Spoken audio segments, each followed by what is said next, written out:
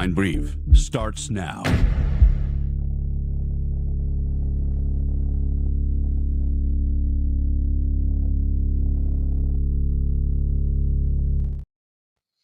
What is up, everybody? Happy Thursday. Welcome to another episode of the Blackline Brief. I'm your host, Matthew McKim, and today we got two special guests, Stu Peters and Matthew Tucciarone. How are you guys doing today? Good. All right, as you guys come in and get settled, no matter where you're viewing from, do us a favor and hit the like and hit the subscribe. It's the best way to help support the channel, and we appreciate it every time that you do. All right, so one of the things that I really wanted to get Stu and Matt on here to discuss was, pretty much everything. But, to start back in the beginning, one of the things that I wanted to ask Stu, because in preparing for tonight's show, I was looking at all the things that Stu had broke on his show, right? And he was like the first to have a lot of people on his show, a lot of whistleblowers, John Bray, and breaking stories that eventually became what is popularly accepted as some of the most, accepted theories going on in this case. And so one of the things to start out that I'd love to ask you, Stu, is like initially when this was happening, what was it that had you, or did you initially reject outright the Tyler Robinson lone gunman theory? And if so, what was it? So just to take it back to like the very beginning, I was actually in my studio and we had a new sponsor coming in to sell the Mark 37 phones. And these are like get off the grid, de-Googlified, phones that don't have anything to do with you.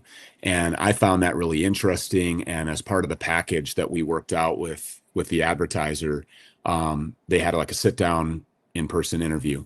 And so my sister, who is the COO of the Stu Peters Network, keep it in the family because I don't trust anybody. And my right-hand man, Alex, who's like, he's a brother to me. Blood wouldn't bring us closer together. He helps me handle like communication stuff. If the New York Times wants a quote, if, I'm working really closely with him on social media stuff because, what we talk about on the show, we only have a very limited amount of time to try to disseminate as much information as possible. He was there. That's kind of his role. And it's them and Frankie. So it's just us, really tight knit. And they were in the studio for that. And I was actually going to run out quick and get a haircut. And so I had gotten about 20 steps into the parking lot and my sister came running out and she just yelled at me, "Charlie Kirk has been shot." And I'm like, what? So, as I'm walking back in, I'm just thinking to myself, like, who would want to kill Charlie Kirk? Like, this is like the epitome of establishment, activism, conservative, war-loving, pro-Israel, right, conservative, like the neocon MAGA faction of American politics, which is, nothing more than the entertainment arm of the military-industrial complex. So I'm like, who in the world would want to kill Charlie Kirk? So I came in back into the studio, of course, foregoing the haircut, turned on all the monitors inside, and it was, the coverage originally was everybody who was live, people running out. I hadn't really seen, what now billions of people have seen, the horrific moment where he, was bleeding out of his neck and fell out of his chair. I hadn't seen that yet, but what we were hearing was lone wolf gunman. And I looked at Alex and I'm like, lone wolf gunman, isn't it always the lone wolf gunman? I'm like, something is up with this. And so then we went live and we were just kind of rebroadcasting and sharing the streams of people who were on the ground there and just kind of having loose conversation about it.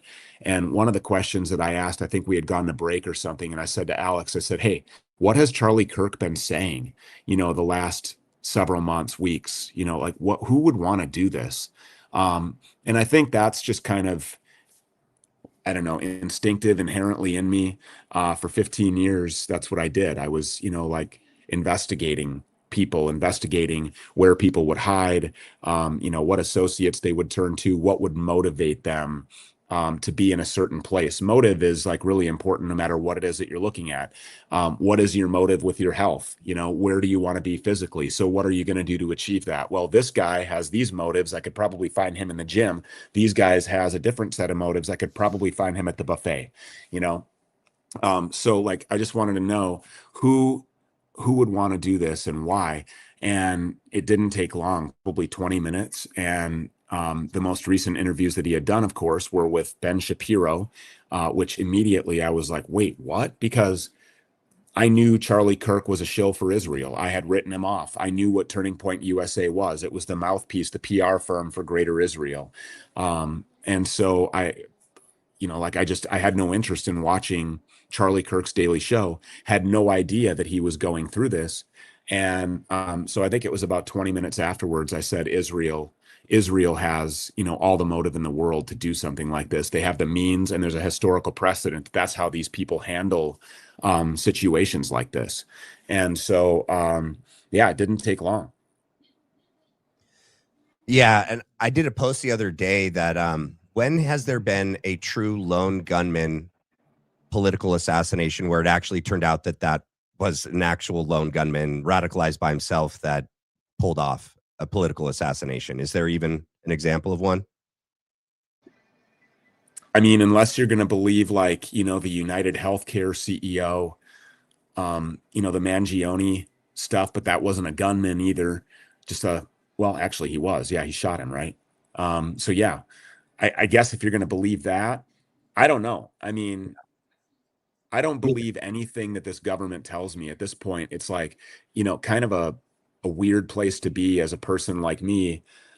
Growing up, I didn't really care about government, but I always just like, you're programmed, you trust the police. That's who you run to if there's a problem, and really didn't have any issues growing up where I was like head to head with government or enforcement mechanisms other than, I got like arrested, a couple of times for stupid shit when I was a kid. And actually got arrested as an adult as well for impersonating a police officer. I was a bounty hunter, and the state that we were in had different laws that they had amended. And, somebody was like, this guy's impersonating an officer. Of course, the charges didn't stick and they actually got dropped. There was another one in Florida where I was arrested for aggravated robbery. And what that was is there was a restaurant chain called Beef O'Brady's, and I had pulled around the backside of the restaurant. I wasn't working as a bounty hunter at the time. I was just literally going there to eat. And there was this kid that works there, like 16 years old, and he's getting shook down at knife point for his phone and his wallet and all this stuff by the dumpsters out back. So I followed them, and they eventually ended up pulling over. Like, I was on the phone with the police. Then the cops came, they got arrested. And the following day, they came and arrested me for unlawful use of a blue light and an aggravated robbery because I did have a gun. I didn't point it at him, but I just had a gun. Well, then the prosecutor ended up getting on TV and saying, no, Mr. Peters acted heroically. We're dropping all of the charges. We have the correct people in custody and all of that. But that's the story that the media won't tell you. They'll just hit me over the head with, he was arrested for this and this, and they blow everything out of proportion.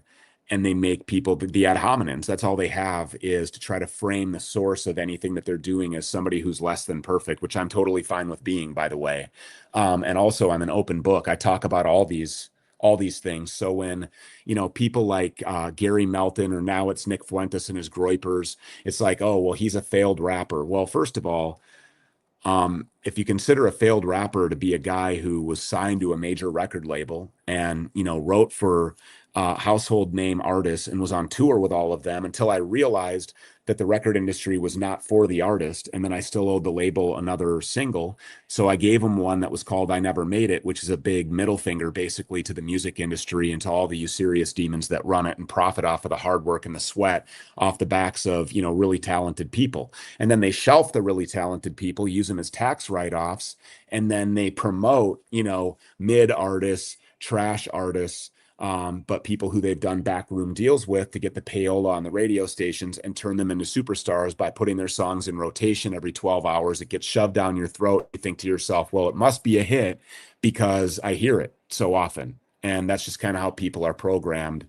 to believe that. So I don't know where I was even going with all of this. I think you asked me a question about something completely different. Lone gunman. I don't know. I don't believe anything my government tells me. So even if they, if I read on Google somewhere that there was like an actual, all by himself, wrote the manifesto, proven to be his, had this beef with this person, it warranted death, like, maybe, but of a prolific, like, powerful person or political person, I don't think so. I can't recall one. You probably have successful assassins. They work every day. There's contract hits for hire, and people get taken out all the time, by lone gunmen, I guess you would say. But these people are trained assassins that hunt people down for a living. So I don't know though. Like somebody radicalized by a political position and actually carrying out an act of violence and taking somebody like Charlie Kirk out.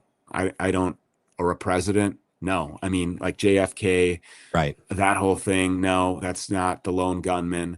And by the way, speaking of JFK, when you compare like Jackie Kennedy to Erica Kirk, do you ever remember Jackie Kennedy? Like, are there videos of her saying, "No, stop, please don't investigate, the death of my husband. Stop." What are you asking people to do? I'm asking them to stop. Like, no, of course not. No normal person, no innocent person, no person who loves somebody would ever ask anyone to stop investigating what actually happened. In fact, Erica Kirk should be the loudest out here demanding answers. If she were a normal person, in my opinion, a real, authentic, genuine grieving widow, she would be the loudest person using Charlie Kirk's platform to demand, yeah, no, none of this makes sense. None of this adds up. But that, of course, would mean that she didn't have foreknowledge and that she, isn't and shouldn't be one of the top suspects in his death, which I don't think either of those things are true. 100%. Yeah. I mean, and there's so many weird comparisons between the JFK assassination and Charlie Kirk's assassination, and then like complete polar opposites when you look at Jackie O and Erica Kirk. What did you think of BB coming out? What was it in the first 72 hours when he was it's real? Nobody's asking, bro. Thanks for offering that, but nobody was wondering. That's not a tell or anything. That's like, I remember when my oldest son, I'm the first time being a dad, and so you're going through everything for the first time as they grow. And I think it was like 2.5 years old. He came to me like totally unprovoked, and he was like, "Dad, I didn't eat the ice cream." And he's got ice cream all over his hands and all over his face. Like, what are you doing? You came to me, like, I'm in the bathroom, I'm brushing my teeth. You could have cleaned yourself up and gotten away with it. I could have maybe stumbled across it, but this is just like, they don't have that ability, to read the room. Like social cues aren't acute at that age.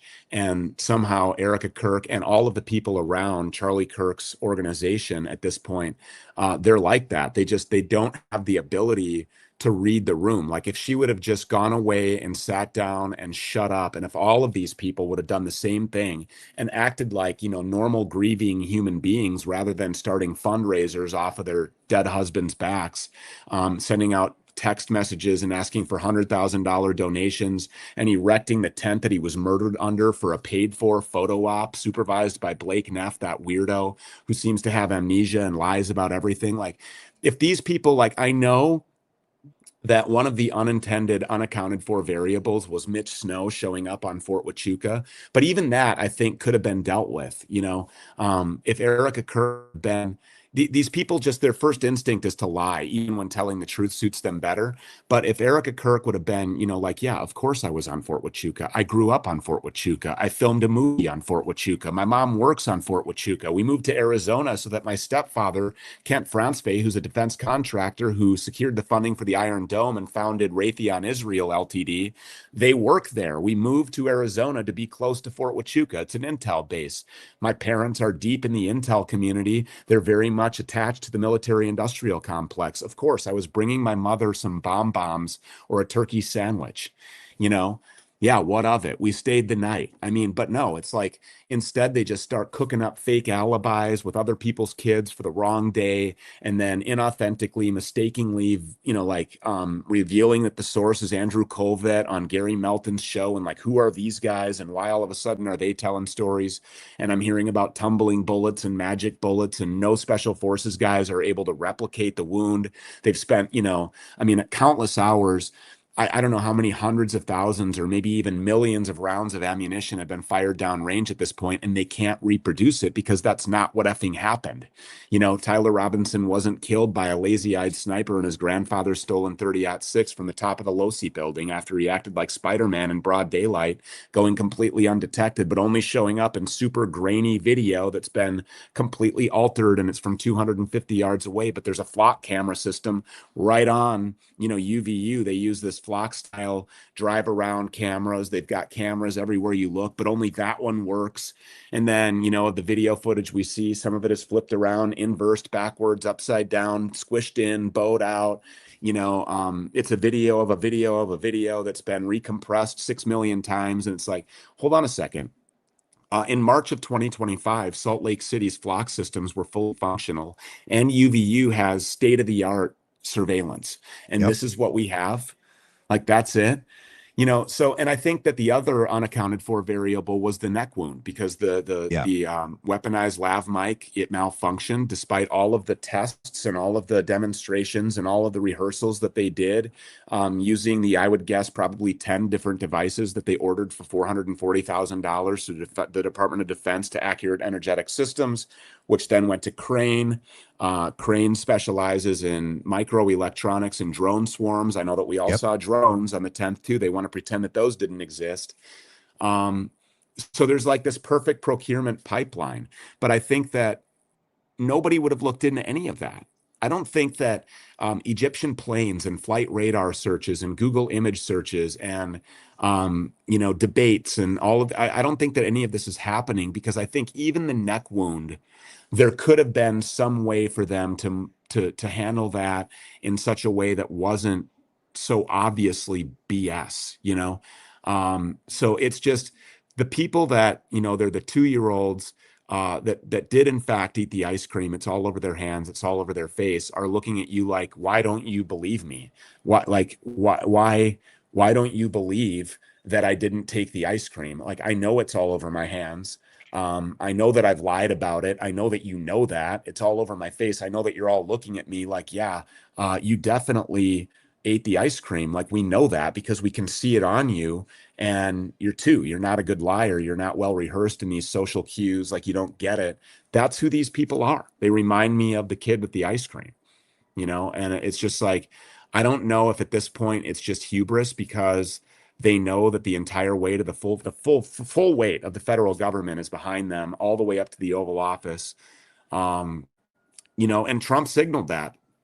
Like, what is the grieving widow, single mom, Erica Kirk, doing gallivanting all over the world and showing up to sit front row while Trump addresses the nation about the conflict that he just started at the behest of Israel in Iran, in which we kicked off by double tapping 165 elementary age schoolgirls at the Manab school in Iran? Like, why is she there?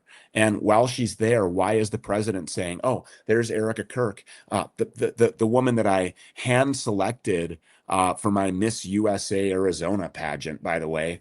That's kind of weird. These ties go back quite a long way. But yeah, there she is. And I think that you should sue the hell out of all of them. Sue them all. Sue every one of them. I think it would be fantastic if you would just sue them all. Like, that is the president of the United States assuming and signaling to everybody who's involved here.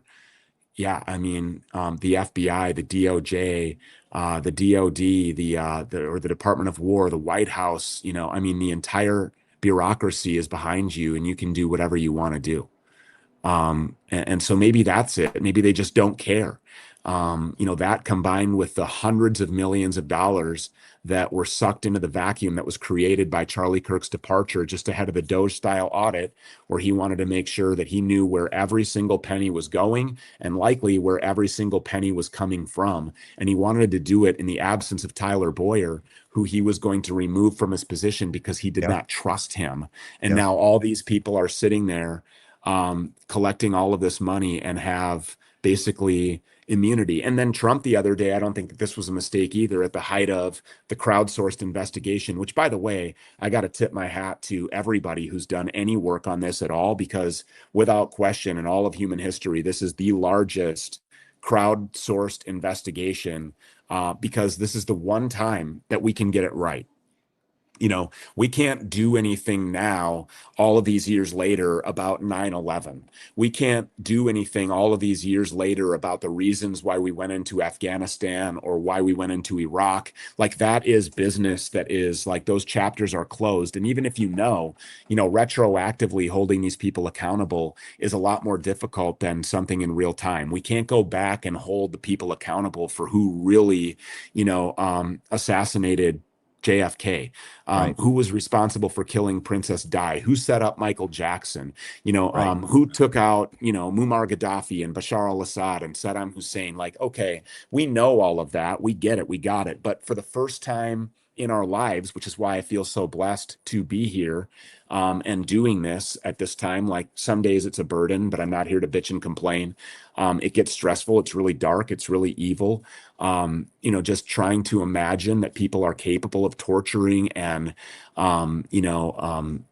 attacking childhood innocence and, just like genocide and ethnic cleansing and annexations and forced migrations and warlords looking the other way while horrible things are done to little kids by our military and military's allied forces that are working alongside of us. Like, I mean, it is really, really dark and evil. So that is a burden sometimes, but at the same time, it's like, look, you have a massive platform with millions of people across various different social media sites and video hosting platforms that you can reach. And so many of these people are doing such great work. Here's an opportunity to, just like we did during COVID, put the investigative efforts of the people who know what they're seeing very obviously is and it was a high level military operation. It implicates everybody. What can you do other than having conversations like this, where new information is presented across multiple different platforms and collaborations are being done, in crossover audiences to make sure that everybody knows. And Candace Owens, with 6 million subscribers on her YouTube, I mean, I couldn't imagine. And by the way, I think that Candace Owens could have potentially been Charlie Kirk's only real friend in Yeah. his life, like the only person around him that actually gave a damn, that he was like open about talking to, like some of the things that I would imagine that he probably was receiving quite a bit of pushback personally. I know that he was inside of his own organization just by the people that were around him, from Tyler Boyer to Andrew Kovic. And then, obviously Tyler Boyer told you the whole reason they brought Mikey McCoy in was to groom him into becoming Charlie Kirk's handler. He said that in front of Jack Posobiec. I mean, all of the faith leaders, the pastors that were put around Charlie, no 18-year-old, all by himself. I have never heard of a media conglomerate or a political activism organization, which I guess they're not a political entity according to their tax filings and their tax exempt nonprofit status. They're not a political organ, which, can anybody really explain that? Because they are a political organ. But again, all these people do is lie, because these are shell organizations, shell companies, shell subsidiaries that were set up all around Charlie Kirk to create this flow of money and the consolidation of power and the dissemination of information. And Charlie was a very charismatic kid. He was like, he could command the attention and hold the attention of young people. And that's unlike anything that anybody else was doing. Nobody else is going around to college campuses and, doing more to engage the youth or the younger people, the political future of our country, into the political world. I thought that he was doing it wrong, because I thought that him ignoring the Israeli influence in American governance was a disservice to, to his following. But then he was. And so when you recognize that and you say, okay, well, he was in the mob effectively. He was in the mafia. And if I went through a real life, real time documented on video awakening over the last 6 years, then why would anybody else not do that? And why would anybody be saying that wasn't authentic? He was texting Candace Owens a year and a half ago saying what he said, not me. I didn't make that up. He said he was, quote, telling the Jews to go to hell, these Jews, to go to hell. That was a quote from him sent to Candace Owens, that he was leaving the pro-Israel cause, according to a group chat in Telegram that, by the way, in that group chat were some hardcore, like, rabid Zionists, Yep. and Jewish billionaires from, this donor class that Charlie Kirk was pushing back on, saying he wasn't going to be bullied by anymore.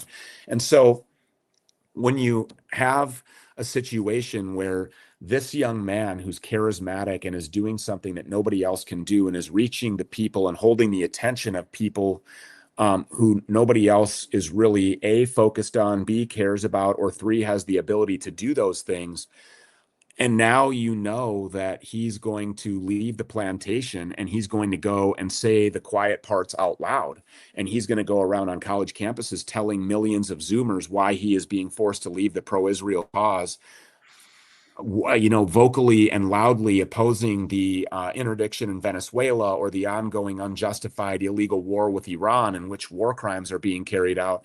Like, it was a JFK moment that could be compared to, like, an authentic version of the 2015 Golden Escalator moment, where Donald Trump came down and started speaking like a real American and saying the things out loud that we really wanted. It turns out that they were all lies, but that's because even back in 2015, $100 million from Sheldon Adelson had Donald Trump compromised right from the beginning. Right I don't away. think, and money very clearly wasn't a motivator for Charlie Kirk, because he shot down $150 million. Like, I'm not making these things up. No. And I know that you are aware of all of these things, and very likely your based audience understands all of these things as well. But when you have these conversations with people who believe their televisions, and when Kash Patel says this or Donald Trump says that, these are the types of things that should be brought to their attention. And I think that Candace is doing a really good job, along with Baron Coleman and Ian Carroll, crossover audiences, people who aren't normally talking about these things, like Jimmy Dore, who's been very passionate about this. I mean, that is a really good thing. And it's easy to be black-pilled and doom and gloom, because, I mean, it's really accelerated. There's no question about that. The path that we're on and the pace with which this country is moving, it's pretty easy to see where all of these roads lead. So it can be, I understand, a little bit trying to think about all of it, because it's everywhere.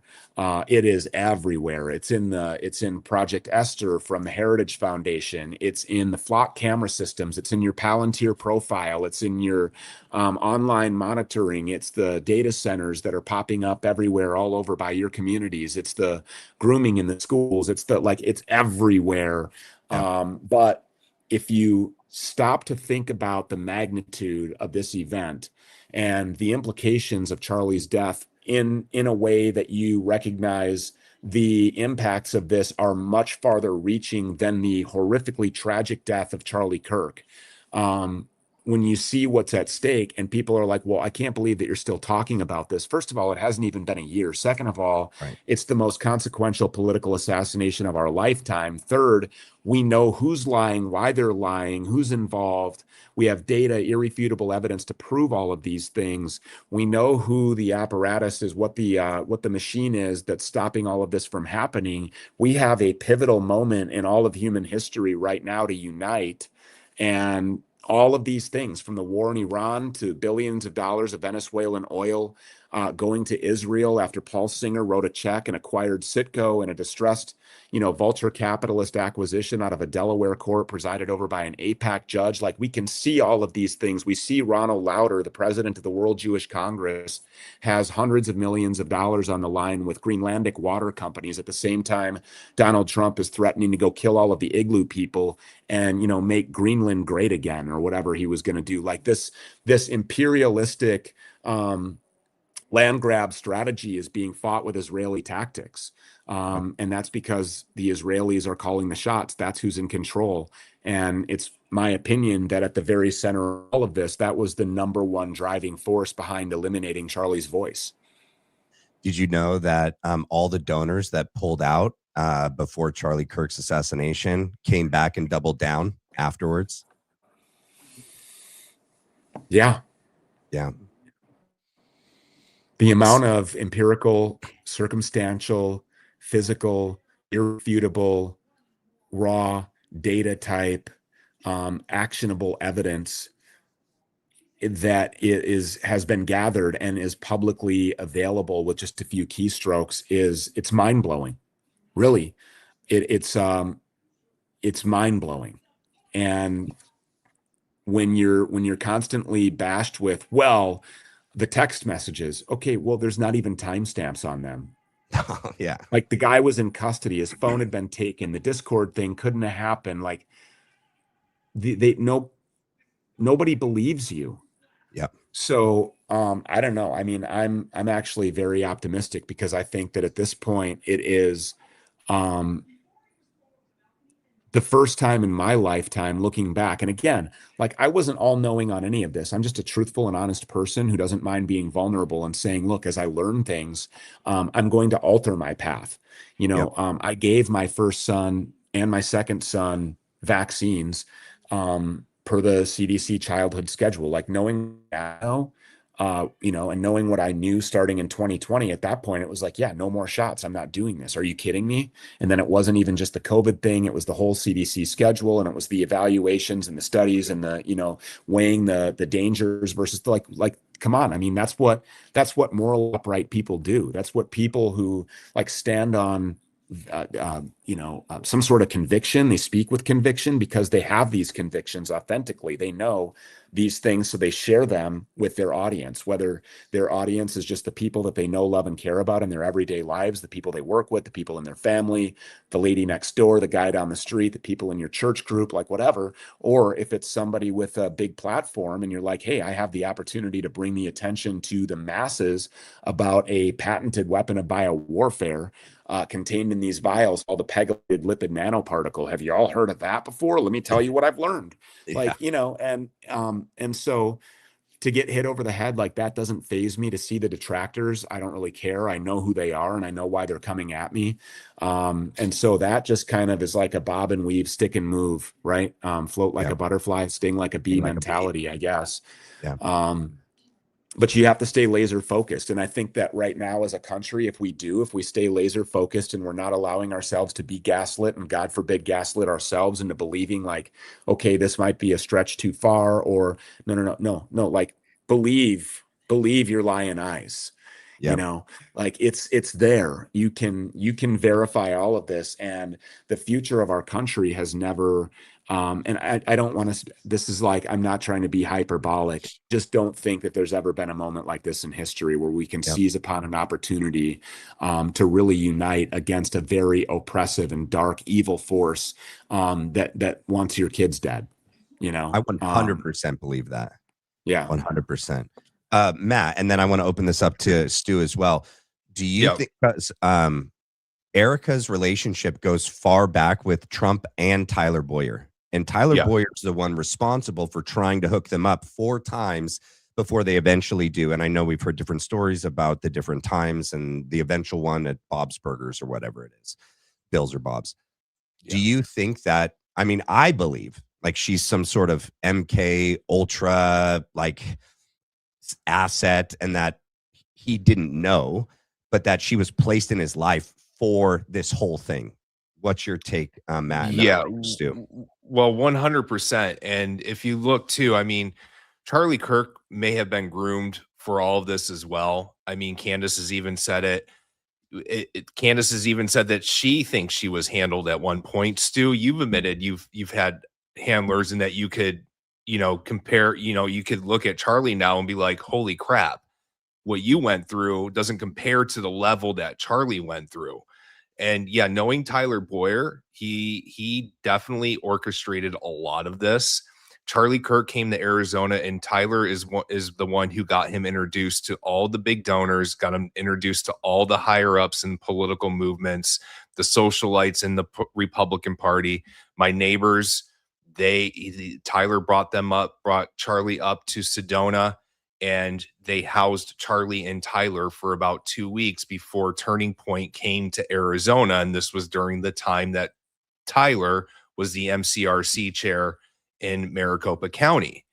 So 100%. And MK Ultra, yeah. And from my political involvement within DC in 2012 and seeing all these, deviant sexual acts. These people are under a spell. When you have conversations with them, it's not a normal conversation. There is a spell that these people are under. And most likely, I would say Eric Kirk has been heavily MK'd Ultra and probably abused by the very same people that raised her, just like Tyler Boyer as well.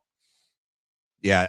Have you heard? So, and Benny Johnson, right? Like, so did you guys hear when Milo was talking about like the 3 SAS conferences where his wife was down crying in the lobby because he was upstairs with young male staffers, 3 SAS student action summits in a row. So it's like, it's rampant in there. It's rampant all across. It is. And yeah, and an events coordinator for Turning Point had messaged me last year, and she had told me about that SAS meeting, one of them in Dallas, Texas. And she said the same thing. She said, Benny Johnson's wife was in the bar crying because her husband was upstairs with the Latinos. Boys. He likes them young. So, you know, I've done a pretty good job over the last 24 hours of covering just exactly that. If you guys have missed it, I've been covering the rampant sexual degeneracy of the Republican Party. I mean, like, think about that. Even the log cabin Republicans, we were supposed to be like, yeah, that's normal. As far as Erica, though, you know, I tend to agree with Matt.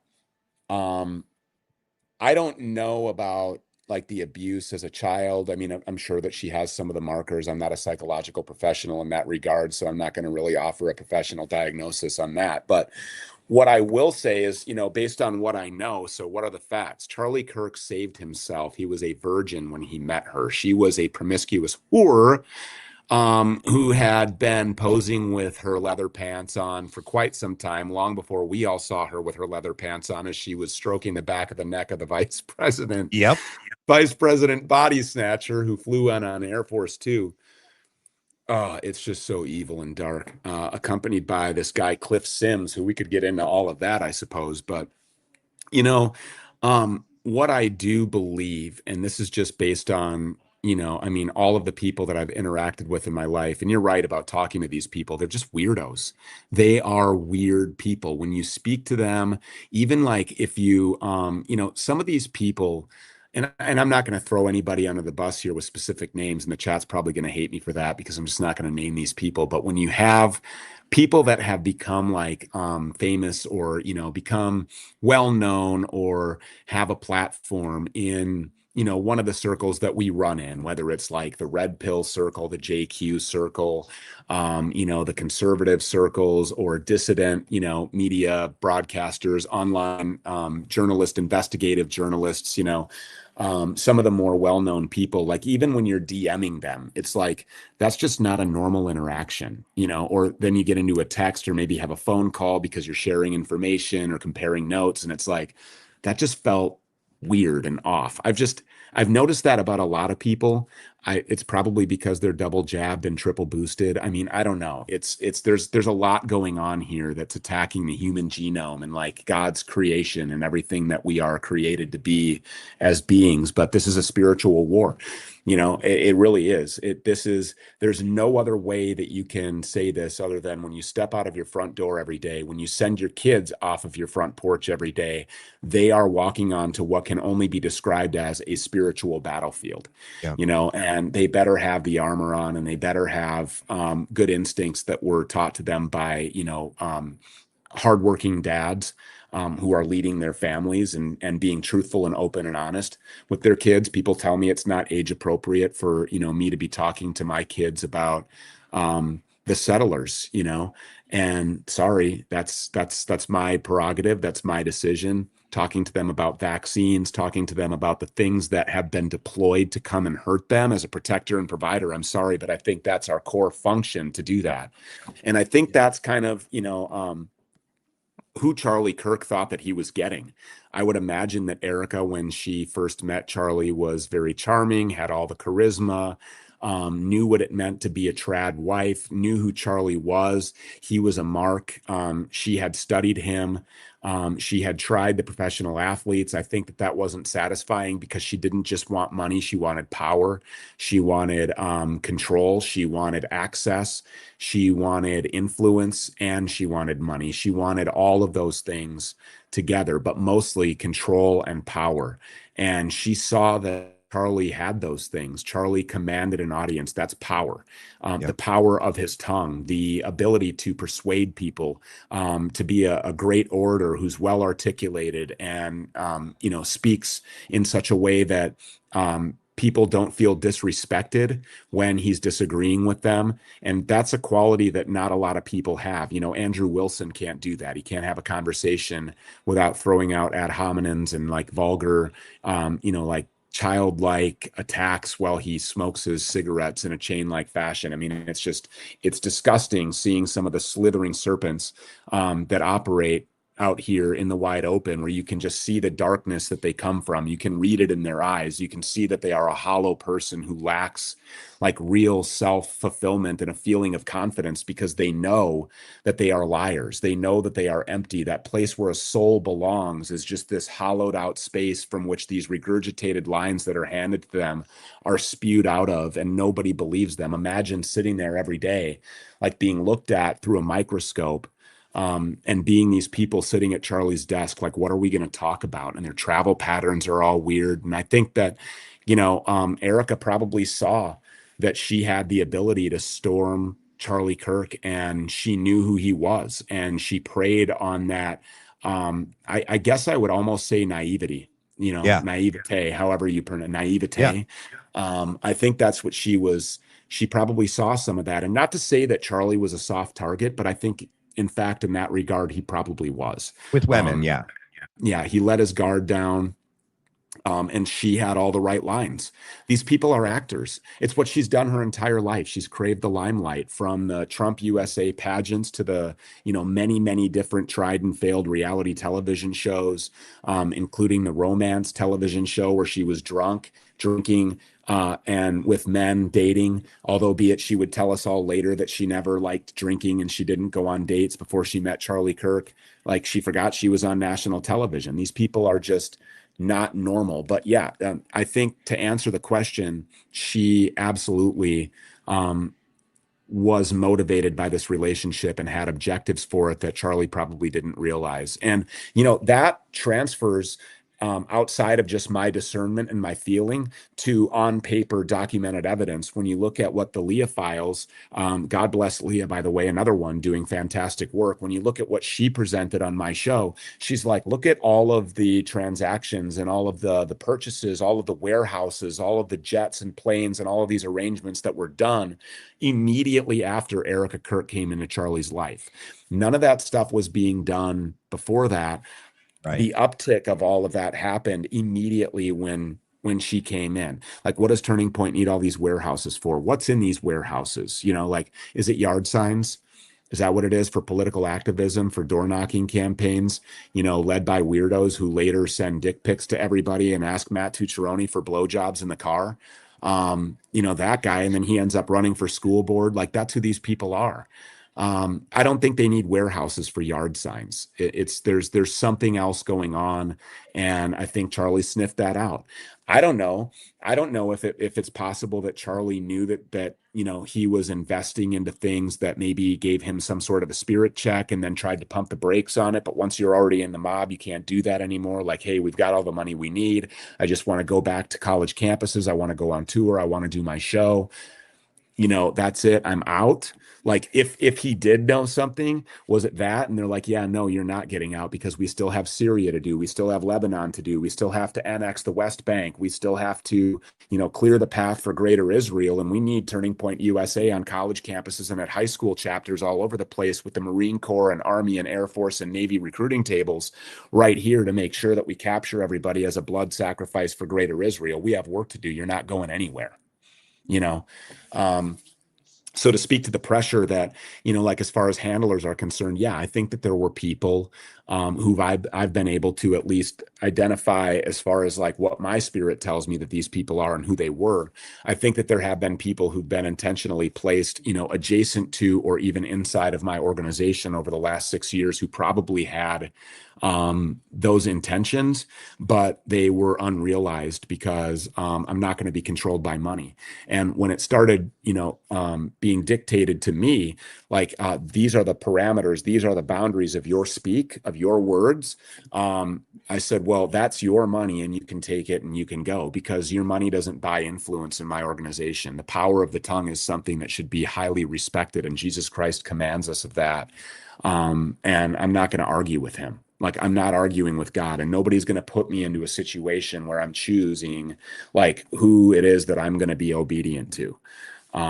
So I can only imagine that if there were, and obviously there were now, because we have the receipts, hundreds of millions of dollars on the line, just based on what we know, I would say that that number is probably a whole lot higher. And based on the number of shell corporations and organizations and nonprofits and initiatives and groups that were set up around Charlie Kirk, you're probably talking easily into the billions, if not tens of billions of dollars. I mean, I don't know if you know what it takes to operate a Boeing business jet, but to be, in the middle of the night, taking TPUSA aircraft to, little nondescript, indiscriminate airfields for 45, 50 minutes, and then flying to meet up with and spend time on the tarmac with Boeing business jets owned by Miriam Adelson. And then that thing is going to Israel. I mean, there is something going on there. Yeah. And now to find out that one of the Israeli Jews, who's a serious Zionist, hardcore Zionist, who was in the group chat with Charlie Kirk when he said that he was going to be forced to leave the pro-Israel cause, is now flying around on Turning Point jets with Rob McCoy, who's now on this media tour trying to say, well, I've just been busy. I've just been traveling all over the place, and I've been back and forth to Israel setting up Turning Point Israel, which is what Charlie wanted me to do. There's no record of that, of Charlie Kirk ever wanting to set up Turning Point Israel. There's nothing anywhere. I mean, Leah Files has been looking for that, can't find it. She was like an auditor for the CIA or something, and she's probably still, I don't know that there's a such thing as a former intel agent or operative.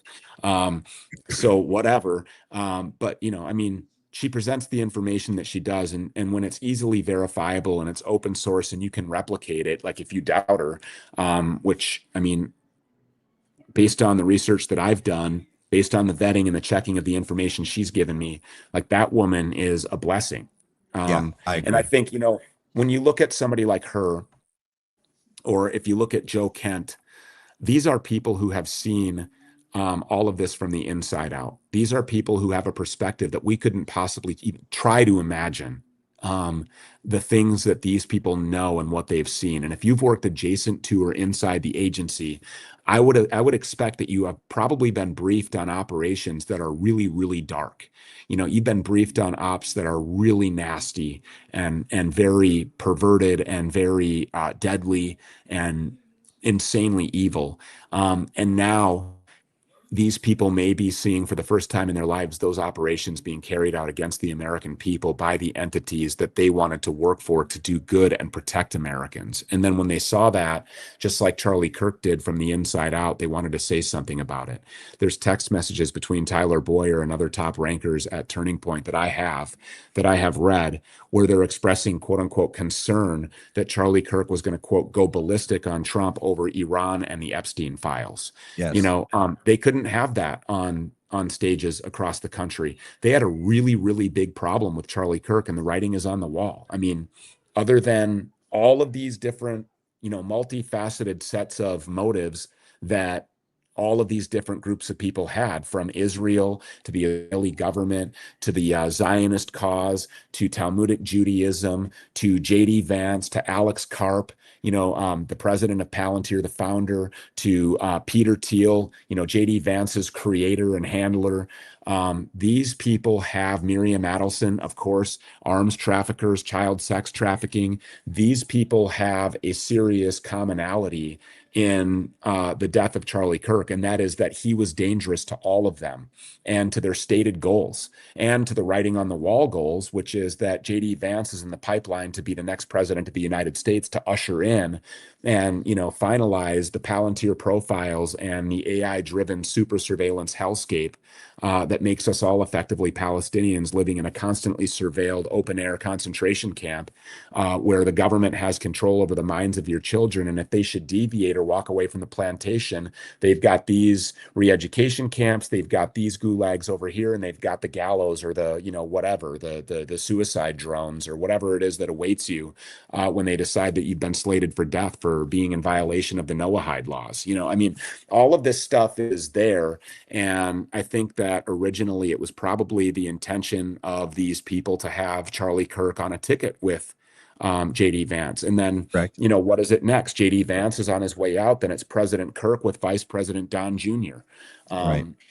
So I just think that, in understanding that if you are to take seriously, which I do, the idea that Charlie was going through a genuine awakening, which I do, then you would say, well, if the people that I just mentioned were aware of that, it would probably be likely that the 2028, election cycle would have seen a Charlie Kirk contesting JD Vance for all of the reasons that, that I just stated, and for all of the reasons that I think Charlie Kirk was coming to realize and had been. You watch clips of him now going back a couple of years, and none of this was new to him. He was even saying to Candace Owens, they call me an Israel shill. Like, he knew how laser focused the Zoomers were on this issue, because the Zoomers are very radical on this issue. Because they realize that there is an imminent threat facing our country, and they're able to clearly see where it originates from. And I think he knew that. And that's why he was messaging Candace the way that he was. That's why he was saying in his group chats what he was. And I believe that he was prepared to say that on college campuses before launching a presidential bid and contesting that entire system. So rather than waiting for him to get into office and try to pull a JFK, they just pulled it early before he was able to radicalize even further. Or, if there were fence riders on this issue, or if there were people who were diametrically opposed to an anti-Israel stance, he would have been able to soften respectfully using his charisma and the style of debate that he had been known for, to probably be able to persuade people to see for themselves what it is that's really going on here. Because once you do, it doesn't take a person convincing you at all. You can see, you don't need somebody in your ear all the time. In fact, it's the opposite. Look at what they do on Fox News and CNN. Look at what people like Dave Portnoy and people like Jack Posobiec or Benny Johnson or Patrick Bet-David or Piers Morgan try to do, is constantly gaslight you into believing that this is not a threat. Look away from this. You are a radical for believing this. You are, any number of different words in that homonym labels that they can attach to you. Hateful. The rest of them, obviously. Yeah. And these are the people who constantly have to remind us that we shouldn't be looking at that. So that tells you something, right? And once people see it for themselves, they don't have to be convinced anymore. All that needed to be done was for Charlie to open the door, and they knew that with his charisma, with his style, with his effectiveness, that he was going to do it, and he would have had the support of the populace. And for the first time ever, I think since people were duped in 2015, and I hope not so much again in 2020, and then after that, the remaining sycophants in the MAGA world are genuinely just like they're in a cult. You would have to be in a cult at this point, because there's not been one critical campaign promise that has been kept, dating all the way back to, we're going to build a big, beautiful wall and Mexico's going to pay for it.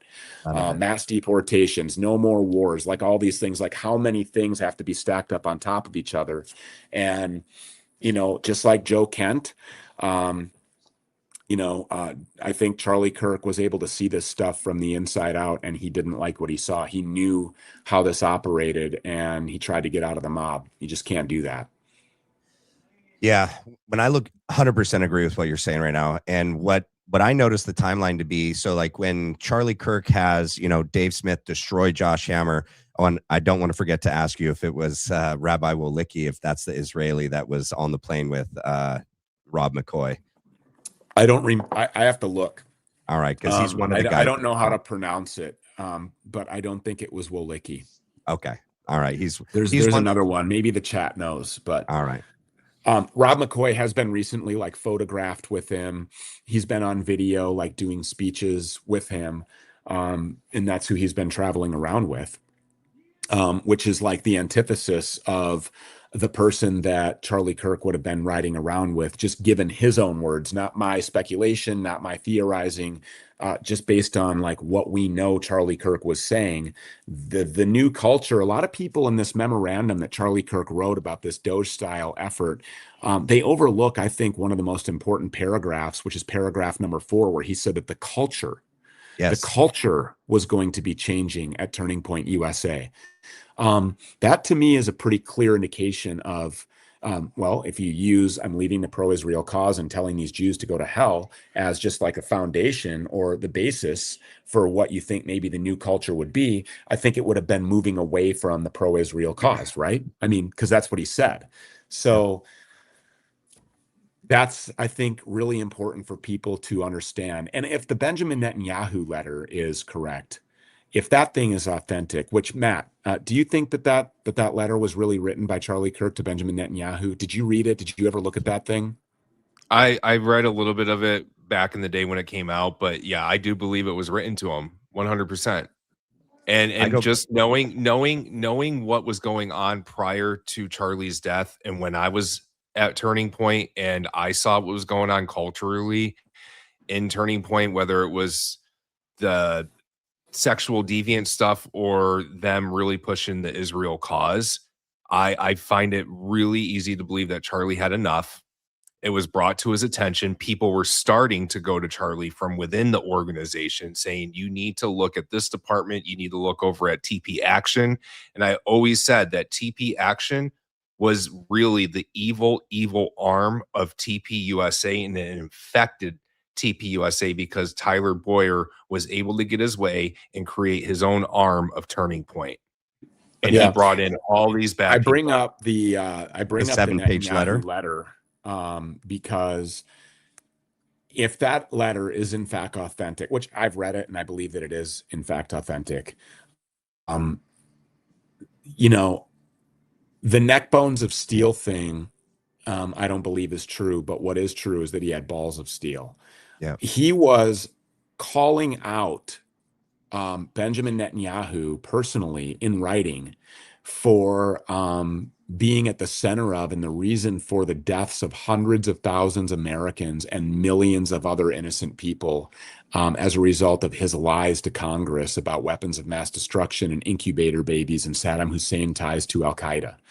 That is, you know, and this thing was tried to, there was this like concerted effort to try to reframe what Charlie Kirk was saying. Correct. And this has been tried with me 100 times. You know, I've seen, you know, words be manipulated and weaponized over my 6 years of doing what I've done, being hit over the head by the press. I've seen pastors try to manipulate and weaponize the red words in the Bible, you know, which are the words of Jesus Christ, and try to tell me that they mean something different than they do. So I've seen this done, and I think that's obvious that was done, but that this was somehow like Charlie Kirk trying to convince Benjamin Netanyahu that there was a better way for him to propagandize Americans. That doesn't jive with what Charlie Kirk was saying in private to his friends. It doesn't jive with what he was saying in group chats with Israeli Jews. So if he was saying those things to them, why wouldn't he be saying those things to Benjamin Netanyahu? And it was, you know, at that point that all of these, what I think were final demonstrations and tests on Fort Huachuca took place, because that's, you know, about the same time that all of these special air mission flights and all of these Google image searches for the people who would be in a pipeline to pull something off like this really started to spike. They knew that they had a problem and that they had to act immediately, which is, in my opinion, why Orem was added late. It was the kickoff. It was the first one.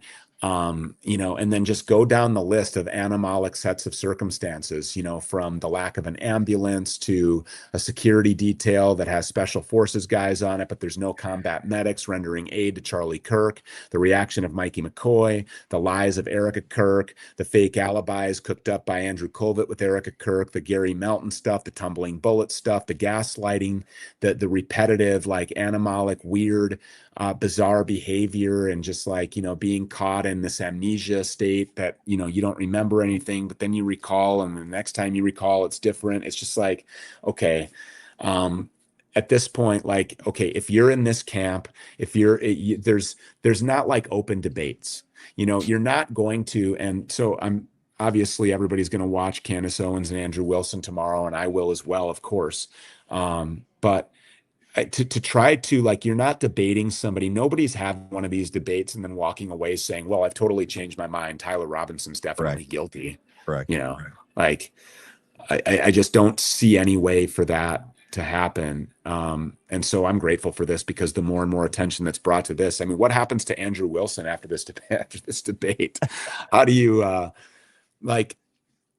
I like the idea of it being in person, that's what I was pushing for with Andrew Wilson, in person, because you can't just like yell over each other and continue just saying the same thing over and over again. If you have a good moderator, you're in person. Like, I think also the whole, the level of respect that you have for another man, sitting across from you, looking in your eyes, should be a whole lot greater than the respect that he showed when he was on the air with me on Sneako's Kick stream. But anyway, I don't know how you, like, what do you do when you know that all you're doing is selling your soul? Like, I hope the 300,000 was worth it, or however much he raised, to go do this, because at this point, like, it's just that you're saying, yeah, this is my thing. I'm getting paid to do this. These are the people who I'm backing because I want access to them. I want to be in this orbit. This is the camp that I've chosen. This is the team that I'm on. I play for them, and my enemies are you. So the line of distinction has been drawn. And I think that the assassination of Charlie Kirk, much like COVID-19, much like whether or not you still support the agenda of Donald Trump or whether or not you support Israel, all of these things are a very black and white, very clearly defined line in a litmus test for the people who I will take seriously in my life. Like, I'm not negotiating with the people who I allow access to my time. Like, I'm not going to be hanging out with people who think that Tyler Robinson shot Charlie Kirk and are going on their 7th booster shot. It's just like, all right, man, good luck with all that. Have a good one. So going back real quick, I think the letter, the 7-page letter, I have read it. It was sent in March, right, of 2025. Bibi then asks to come on Charlie Kirk's show. Charlie Kirk says no. Then Bibi goes on a bunch of other American podcast shows. Brandon Tatum is one of them, to no avail, because Charlie wasn't telling Bibi to do it. He was giving him tips on how to try to do things better, but also he was pointing out all the things that he's responsible for, which is everything that you just laid out as well. Going into the Student Action Summit where, Josh Hammer gets destroyed by Dave Smith. He has on Tucker Carlson, Megyn Kelly. They're going heavy on the paint on Jeffy Epi and him being Mossad. That's like the big thing. And Charlie told Tucker backstage to do that, to go max on Israel regarding Jeffy Epi. And he also does a sit down with Andrew Colvett and himself and like 20 chapter leads. The whole time the conversation is Israel. That is the focus of the entire focus group between him and the students. Then we know that there's the meeting that happens in the Hamptons, which is totally a pressure session between the donors telling him that he needs to change his ways. We also know that Donald Trump called him and told him to stop talking about Jeffrey Epi.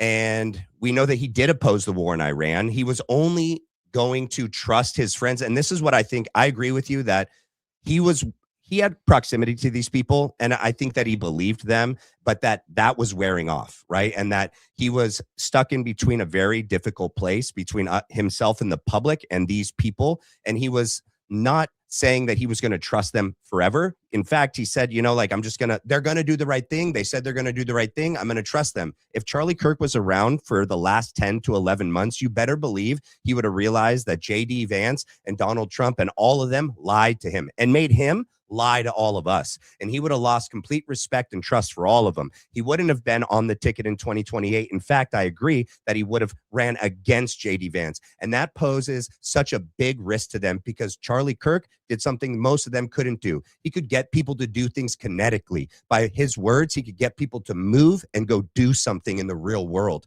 And yeah, he had learned, he had gained the public's trust and admiration that these people don't have. And they had to get him out of the way because if he publicly continued to change on his views on Israel and all of these big issues publicly, they had to take him out on the first event within the first two questioners because they couldn't have any possibility of us understanding that he really was leaving the pro-Israel cause and that he wasn't trusting them anymore.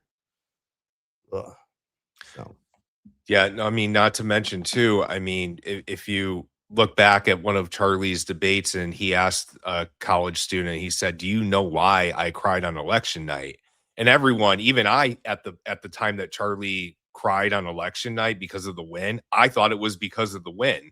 And Charlie said, "Well, yeah, we won, but it was more that if Biden and Kamala Harris, if Harris pulled it off, she would have followed suit of what Biden was going to do, which was go after Charlie with lawfare." Yeah, but I don't know. But do you believe that? That's what Charlie said it. They're backed by Israel too. I don't believe it, but like what I've told, I don't believe it all the way. But what I told my audience was, if he then went to Donald Trump in the Oval Office and said all these things and tried to hold him back from going to war with Iran and said all these things about Netanyahu, it would have pissed Donald Trump off. It would have been like, I saved your ass, Charlie Kirk. Now you're going to go against me. You're in my office. That's kind of where I was leading with that because somebody had brought it to my attention in my chat just now about Charlie crying on election night. And I think he maybe believed. I think for whatever reason, he believed that. I don't think it's true, though. I don't think that he would have been prosecuted by them because it's the same people that back them that back the Republicans. It's still Israel either way. Right.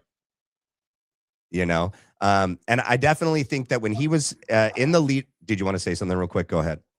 No, I was just going to say, I think that, American politics to the average consumer is, the right and the left and the blue and the red and the Republican and the Democrat. I think that people who are going through what Charlie was going through understands that it's a very carefully scripted maneuvering game that deals with a whole lot of power brokers outside of that two-party fallacy that's kind of been presented to the American public to keep people at ease and fighting and arguing horizontally so that they don't all look vertically.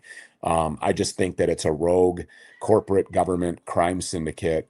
It's organized crime. They use the military as their muscle to commit their crimes abroad.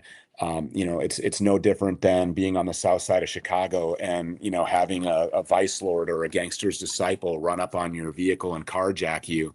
That's the muscle. The car's going back to somebody else's lot who's going to chop it, and they are the ones that are going to profit. You just get chipped off a little bit. And, so they're using the military to do that, to steal billions in oil, to help accomplish Greater Israel, to build the third temple, to, accomplish the stated objectives. This is, again, not something that I'm making up. These people wear the map of Greater Israel in patch form on their military uniform sleeves. Yep. I think he understood what the score was. And I think that what the power brokers that we all discuss every day, a lot of the names that we've thrown around tonight, and 110 more. I think that these people were aware that Charlie knew the rules of the game and that he could concoct a game plan and a strategy that would be really difficult for them to contest in the wide open. Because a lot of this stuff is done not in the wide open. A lot of this stuff is done in places like Fort Huachuca, that nobody had ever heard of before It's 9/11. yeah. And a lot of other places, tunnels in Tel Aviv underneath the gay clubs, Yeah. I mean, so there's a lot, tunnels in New York City for that matter, Yes. and all the places where the flock cameras don't exist, like over on the Upper West Side. So, I mean, I think that Charlie would have, brought a lot of that to light. And when you look at the comparisons to, like, JFK, I think that in today's world, JD Vance is kind of like a Lyndon B. Johnson. Yes. And that's what you're going to get. Who's going to turn a blind eye to a mistake of identity? Then it was the USS Liberty. Now it's an entire carrier strike group in the Strait of Hormuz, Right. where we have, all of these carriers and battleships are on fire, and thousands of American service members are losing their lives, so that you're on your Fox News channel. Harris Faulkner can be all up in arms, and Jesse Waters can be telling you all the reasons why we need to now just go obliterate Iran, and use that as a false flag pretext for really just laying waste to everything in Iran, because Americans, some country western singer will take over where Toby Keith left off, and we'll put a boot in your ass. That's the American way. And all of the 2A Vietnam War vet boomer Fox News consuming normies will be like, yeah, let's go bomb those sand people. And it's like, well, if you really understand who Iranians are, first of all, they're like Aryans. Yep. They're Persians. Their average IQ is like, twice what it is everywhere else. I mean, these people are, their society is advanced. They're technologically savvy. Their country, has more people than New York City does. I mean, they've thwarted off every attempt to invade them. You can't look at the topography without hundreds of thousands of young American men on the ground. It's impossible to affect any kind of a overtaking or toppling that last domino in the Middle East on the way to the conquest of Greater Israel. You've got water surrounding it. They've proven that they control the Strait of Hormuz. They control now the Strait of Gibraltar. There was like an attack in the Suez Canal. I don't know if you guys caught wind of that. They don't know if it was an Iranian projectile or not. They'll blame it on Iran no matter what. But if it was Iran, that is, now you're not just messing with, 85% of the world's oil maritime travel. You're now messing with global maritime trade, because the Suez Canal and the Strait of Gibraltar are used for like 40% of all global maritime trade, like product distribution and transport. So, like, I mean, the Iranians, who I believe are fighting a war of national survival, quite literally, against the American-Israeli war empire, who just, like, totally unprovoked, just went in and started laying waste to school children, and then to critical infrastructure, water desalination plants, power plants, things that are necessary for human survival. So effectively, war crimes. And I think that, all of this is stuff that Charlie Kirk would have been able to point out, which would have made a whole lot more sense to people than whatever this crap is that we're being fed on TV. But now that's out of the way. And I think that they are under the misconception that getting rid of Charlie stops that. But I think it had a reverse effect, because now more and more people are hearing who they believe is responsible really for Charlie Kirk's death. And this is doing more to bring people on board, to opening their eyes up to what's really going on against these people who are not just like low IQ goat herders, which, by the way, kind of funny, because as we've been programmed to believe, the sand people bad, Islam bad, Muslims bad, even though to Christians, they're a more natural ally than Talmudic Judaism is, Judeo-Christian. Anyway, at the tip of Africa, the Houthis, they have to go all the way around now the southern tip of Africa to get into the region, because the Houthis won't allow them access anymore. And these really are the low IQ goat herders. So, like, even their homemade rocket launch are too much for the might and the force of the American military, where I just actually sent Dan Bilzerian the other day. We were talking about this.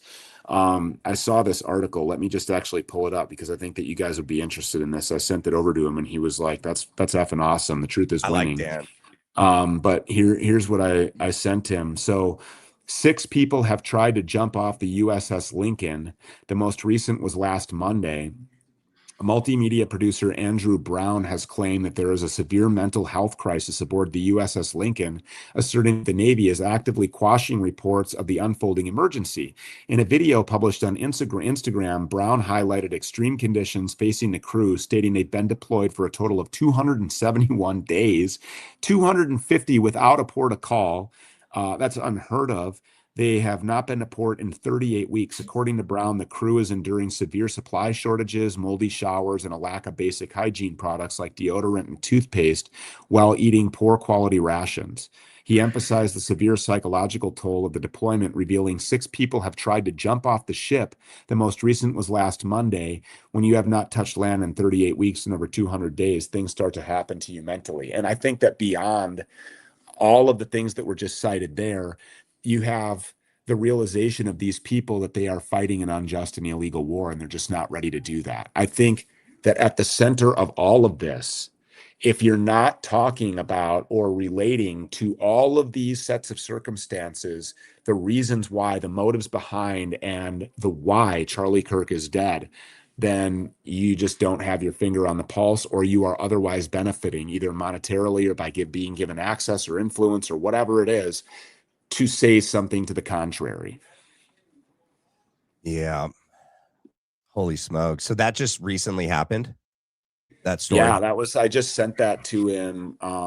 What was it? Yesterday. Yeah, last night at like 11 o'clock, late last night. But this post was made 2 days ago. Excuse me, 2 days ago. So, and there was already reports of,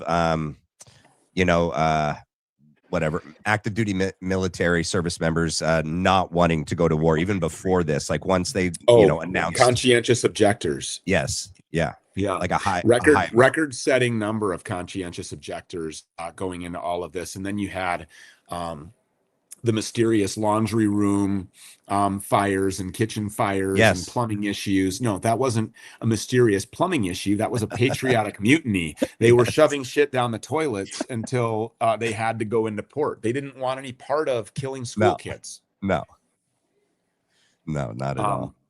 I just think that this is something that people are not going to be willing to fight and die for, which creates a whole new set of circumstances that people should be ready for, which includes conscription and the reinstitution of the draft and humanoid robots that are deployed to come and get people who don't want to follow those orders.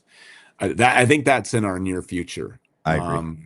And I think that these humanoid robots, everybody should be aware and reminded, by the way, they don't eat because they don't get hungry. They don't sleep because they don't get tired. They never miss, and they're programmed to do nothing but hunt you while you're eating and sleeping and taking a piss. So be on the lookout. Be on the lookout for that. Brush up on your skills a little bit, fellas.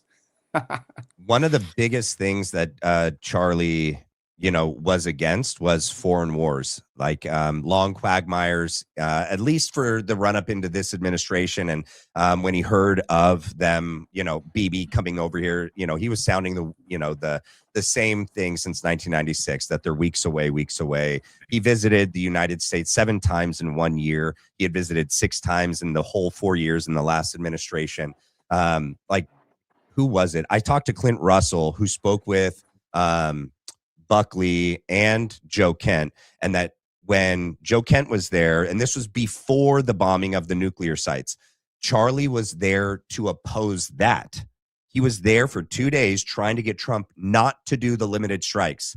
He didn't win that argument, and he left there, asking Joe to make sure we don't go to full-on war. And then he has to go back to his show and go like, hey, we're just going to do the limited strikes. I'm going to trust him, and he goes on his thought crime show with all of, Tyler Boyer and all those idiots, that if it goes any further than that, we should all be concerned.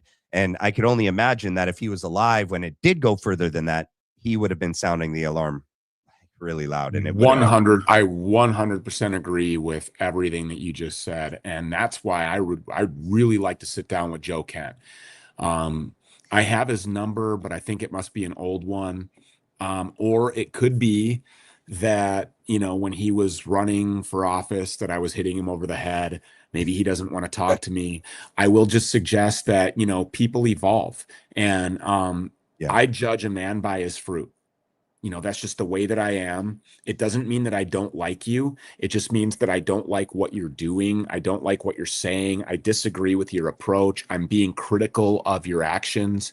And I think that as a person who's entering the public arena and purporting to represent America and Americans, that these people should be held to the highest account, and they should be scrutinized the most. And so I hope that that's not what it is. And I think that Joe Kent is tougher than that. So I would assume that maybe that's not what it is. Probably just have the wrong number. But I know that he's on some sort of a media tour at this point. Jimmy Dore just stopped into my show today. We had a really great conversation, and he said that he's going to be sitting down with Joe Kent. So I said, I've got a lot of questions for that guy. I actually just sent Jimmy about 5 of them to ask on my behalf. He can or he doesn't have to. It's his show. He can handle it how he wants to. But of the sit downs that Joe Kent has had, he said some really interesting things, which open up a whole new litany of different questions. And I think that if Joe Kent, if he's watching this, Joe, I would love to have a sit down, Joe. I think that you would thoroughly enjoy the conversation. And I just think that there are a lot of unanswered questions. There's tributaries that come off of these mainstreams that people don't maybe think in real time to explore.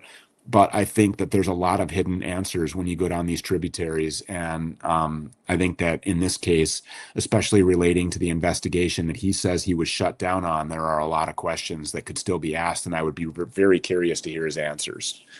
So hopefully Jimmy will get some of those questions out for us, or hopefully Joe is watching the Black Line Brief, and he should be. If he's not, everybody who's not watching the Black Line Brief should be watching the Black Line Brief. And hopefully he'll see this, and he'll say, you know what? Yeah, I think I should, you know, meet with Stu. Joe, I'll come to you. You don't have to fly into Minneapolis. It's a hellhole. It's a cesspool filled with illegal immigrations. All of Ilhan Omar's illegal voting bloc is here. Cedar Riverside, that's a whole other conversation. But I'll come to you. You choose the place. Not a debate. Super friendly conversation, not confrontational at all. There it is. There's my pitch. That's good. That's good. It's going to be clipped. And it's going to be clipped and tagged. Good. We're going to tag Joe Kent, and so he's going to hear that. There we go. That's a good one. Yeah, I don't know. I mean, there was a lot going on, man. You know, I know that Joe Kent had just lost his wife, and she was killed in one of these senseless wars for Israel. And I know that Joe Kent is very in Syria. And by the way, after we were told that Americans weren't even in Syria anymore, you know, and who's dying in these wars, by the way? You know, it's not like active duty military personnel, hard charging jarhead, you know, like Marine Corps specialized units and stuff. No, it's like the reservist from, you know, middle Iowa. It's Keith from, you know, down the road in rural Nebraska, who's using the military as a means to put himself through trade school so that he can raise his 2- and 4-year-old daughters. In Kentucky as a plumber or as an electrician or, you know, some other trade, underwater welding, like whatever Joe is doing or Keith is doing, like that's what they were there for. And they just got like this, you know, short deployment. Okay, I got to go to Syria for a little while. For what? Well, who knows? Like, I don't even know what we're doing in Syria at this point, because it certainly doesn't benefit the economic or national security interests of my country. I know that. I know that we're definitely not securing the borders of our own country. We're not interested in doing that. I know our missile defense systems aren't being used to protect our Gulf state allies, because they're being removed from the Gulf state allies, leaving them susceptible to Iranian retaliatory strikes so that we can use them to defend and protect Israel, because apparently the Iron Dome was fake. So trillions of dollars was just laundered into God knows what tunnel. And what organization, likely the pressure groups that were, you know, trying to coerce Charlie Kirk or taking over other organizations like his to further the conquest of Greater Israel. They have to fund this. You know, they have to buy all of these Lockheed Martin munitions. They have to have all the Raytheon technology. They have to be able to fuel their Boeing jets and make sure GE gets their cut. The military industrial complex is hard at work here. So I think you're right about all of that. I think that there is absolutely no way that Charlie Kirk lets any of that go. And I really hope that people like Joe Kent don't let it go. And I want to see, the picture that was taken that went mega viral with Marjorie Taylor Greene and Thomas Massey and Joe Kent and Tucker Carlson. What I want to see out of that is not like, I don't want to see like a third party. I don't want to see like, hey, we're going to play by these rules and operate under this, fallacy system of electoral college. Like, no, no, no. What I want to see is real leaders with massive platforms, coalition building. That's what I want to see. I want to see this turn into a coalition. I want to see this turn into a real formidable opponent to the status quo of American politics. And that can be done if these people are serious. So I'd like to sit down with Buckley as well. I know, I think it was Owen Benjamin sat down with Buck and Tuck at the same time, and that was like the setup of that conversation. Like, if I were able to go there and sit down with Buckley and Tucker, I think the internet would melt. I think that some of the problem there and some of the resistance is possibly that because for about a year and a half, immediately after I sat down with the USS Liberty survivors, and then obviously in the midst of, and we've talked about this before, so at the risk of sounding a little bit redundant, in case somebody had missed our previous conversation, I'll just kind of set it up a little bit. But I went down a path of being very loud about this issue, and in doing that, first let me tell you why I did that. I realized that that this is an issue that will get you nuked everywhere. This is an issue that will cost you your business. It will cost you your reputation. This is an issue that, should you choose to cross this Rubicon, when you come to the T in the road, depending on which way you go, this is an issue that will result in the deployment of every single resource that these people have at their avail to be launched at you. You will take all of the arrows, every single one of them that you could possibly think of, and all of the ones that you can't even imagine will be hurling at you as you stand on this island. But if you don't talk about this, you know that if you turn left, the other way is you remain in this bubble of talking about partisan politics and the left versus the right and demonizing fake political parties that mean absolutely nothing to anyone. These are the wedge issues that have been intentionally placed in our lives to keep us at each other's throats, draining each other's lifeblood, sucking each other's energy, and fighting horizontally rather than looking vertically. So when I realized that, I thought, I'm going to have a very, very short time span with which I'm able to use every single platform that I have at my disposal right now, between Spotify, Apple Podcast, Amazon Music, iHeartRadio, YouTube, Instagram, Facebook, along with Rumble and Twitter and like all of these platforms at once. I'm going to have a very short period of time, so I'm going to be really loud. And the way that I'm going to be really loud is going to be in an attention-grabbing, hyperbolic, very offensive, very direct, crude, just like full frontal offensive assault on this threat that I deem to be the most serious, most imminent, most legitimate threat to not just America and Americans, but to worldwide sovereignty. If you wish to have freedom for your people in your country, this is the thing that is being deployed to end that. And there's not a civilization that is absent of a Rothschild controlled central bank in their country that is not at risk. And so, that wasn't palatable for a lot of people. And I think that as many people as I turned on to this issue by doing that, I probably, amongst the blue check marks and the more refined, larger voices in the digital alternative media world, were probably kind of taken aback by that, and they were probably warned. And you're not going on with this guy. You're not doing that. And I think also that there was a lot of people that did come on my show got massively attacked by the media. And of course, all that's by design.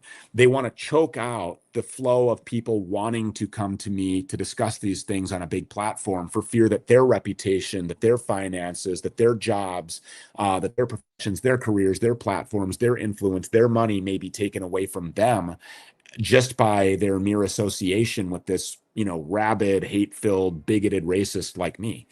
And that's the way that the papers were talking about me. So as effective as it was, the guy in the front always takes the arrows and takes all of the heat. Whereas now it's mainstream. If you're not talking about this issue, the litmus test has judged you, and you're basically irrelevant. If you want to talk about like real life here outside of the matrix in the real world, you have become irrelevant. Nobody cares what you have to say anymore. Nobody puts any stock in to the things that you're saying because they're not coming from a place of authenticity. You're just a disingenuous shekel chasing, cosplaying LARPer on the internet, eternally online blabbering about bullshit that nobody cares about. You're a liar.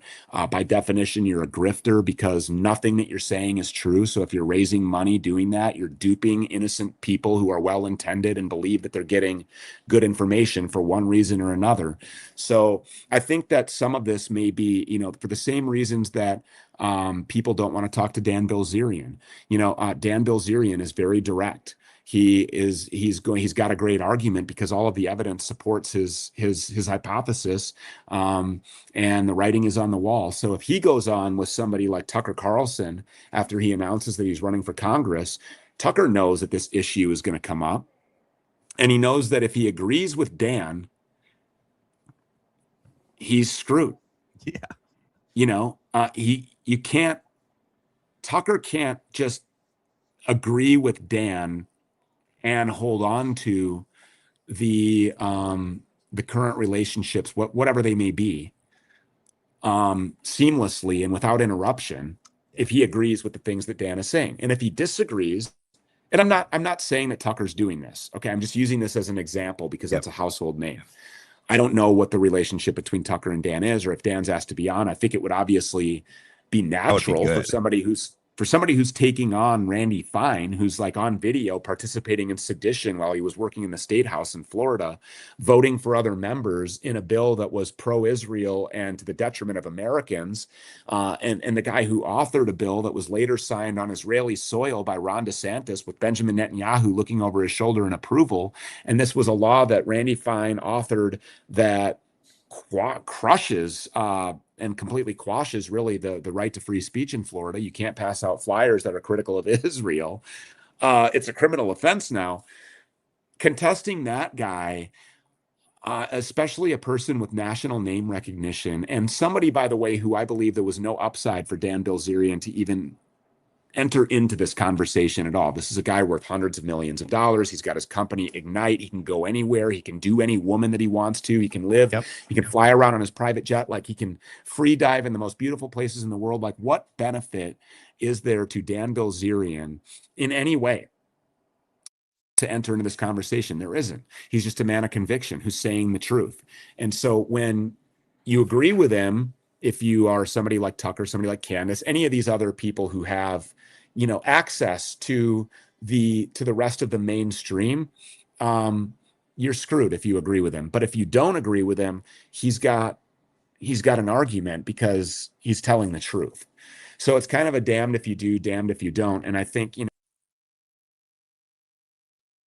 That was weird. What happened? I don't know. He didn't mean to do that. I didn't do that. He's totally gone out of there. He is. All right. Yeah. Sorry about happened? that. I think, it was, you know who.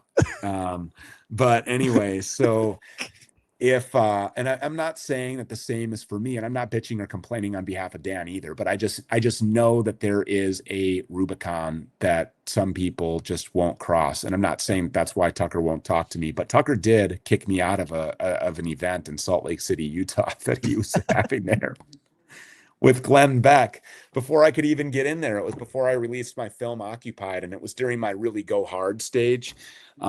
Maybe that had something to do with it. Maybe it was Glenn Beck's decision. I was told that it was Tucker Carlson who said that I wasn't allowed in the event, despite the fact that I had an all access VIP behind the scenes, backstage pass and all of that. And I was credentialed before I got there because I was an invited guest.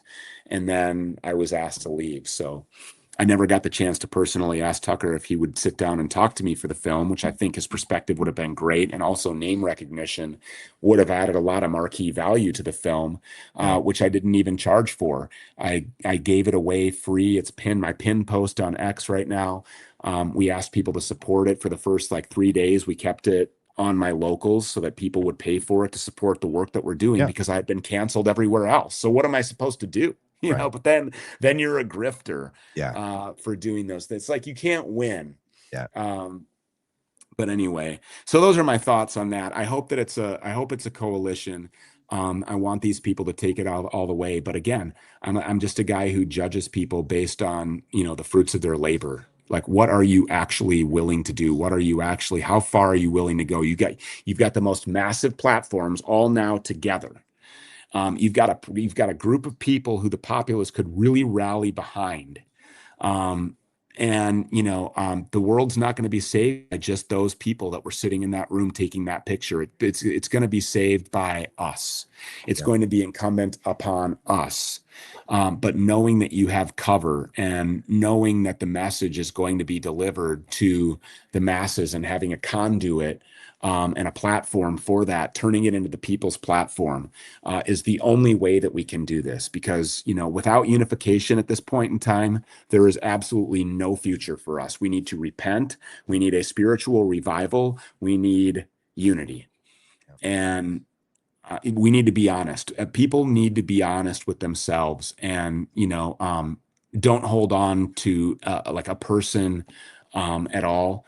You know, you have to know what the truth is and be willing to allow that truth to prick some of your, you know, like core ideologies that you've held on to since a very young age, and realize that, yeah, maybe you've made some effed up decisions in your life based on being duped. But, you know, if you were fooled, if you were misled, that's one thing. That's not your fault. But if you know that you were and you choose, you know, then that is your fault at that point to do nothing. Yeah, I agree. Matt, what is your thought on that politically? You have experience in like the political sector.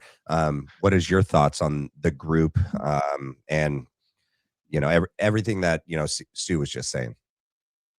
Well, okay, so look, being in politics, I'm going to tell you something right now. The reason why my channel is called Truth Over Paradigm is because the right versus left paradigm is collapsing. People are seeing it.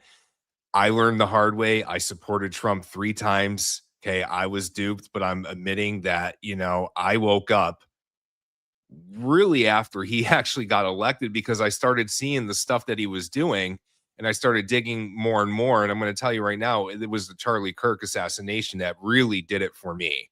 But Stu's right. We have a group coming together, such as MTG, Tucker Carlson. They're all kind of talking behind the scenes right now. People are saying it's going to be the third party, etc. Well, I'm going to tell you something right now. I don't trust it because there is no political solution.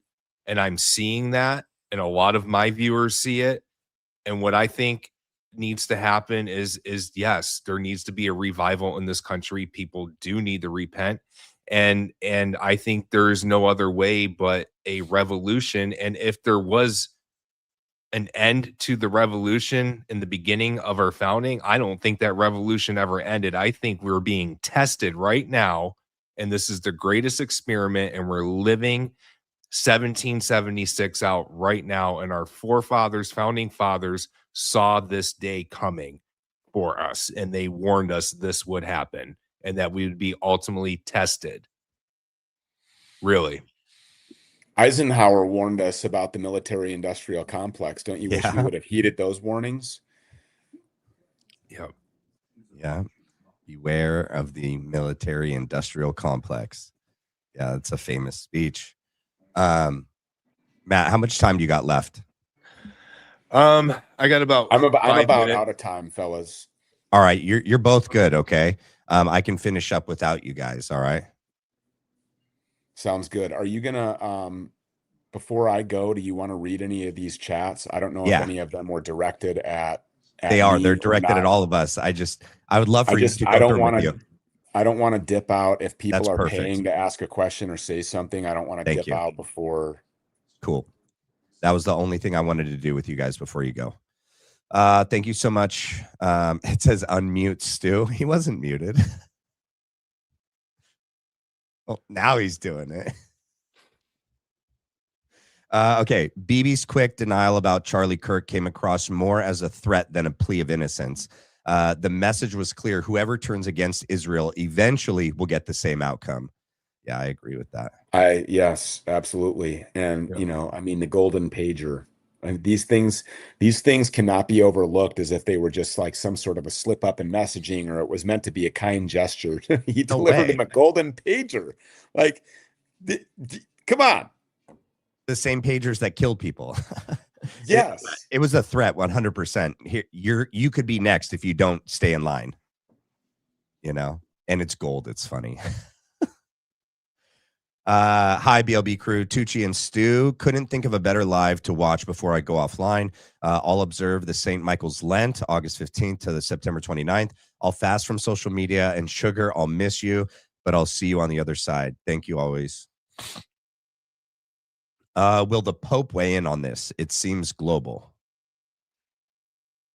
Maybe. I don't know. Weigh in on what? On the Charlie Kirk stuff, on the war, like I don't know. I mean, the Vatican is just another, it's just a captured entity. When was the last time that anything the Pope said made a difference in your life?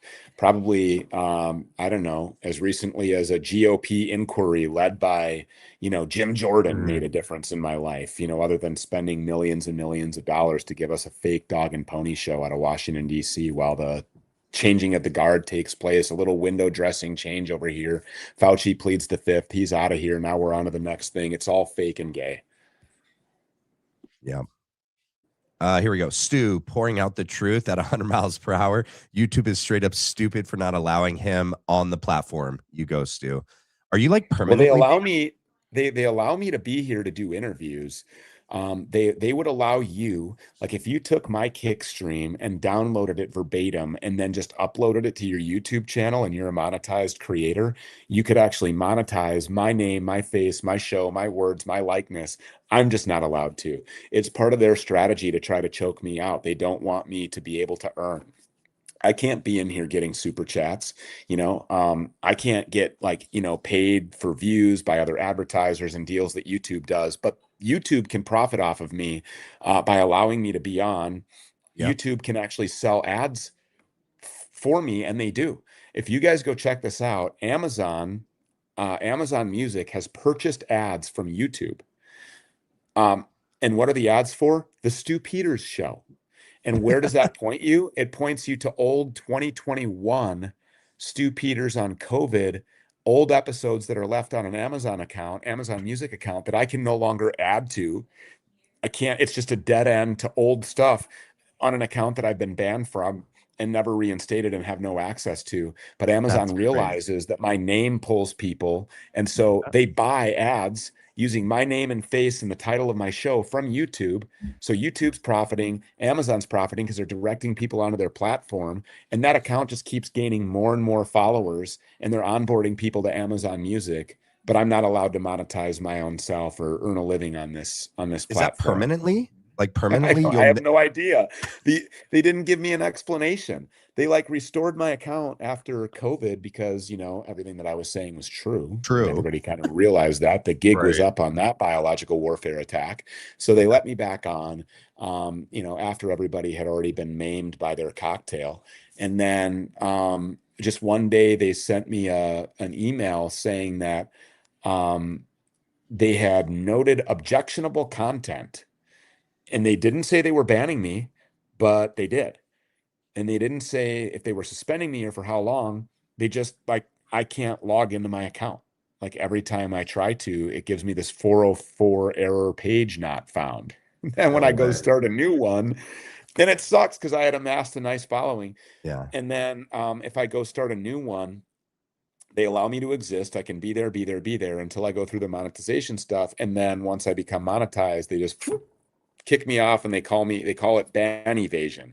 So they admit that they banned me by citing ban evasion as their justification for banning me now, but they didn't originally ban me. They reinstated me and then just said that they found objectionable content. Isn't all content objectionable? I could object to anything that you say Yeah. tonight.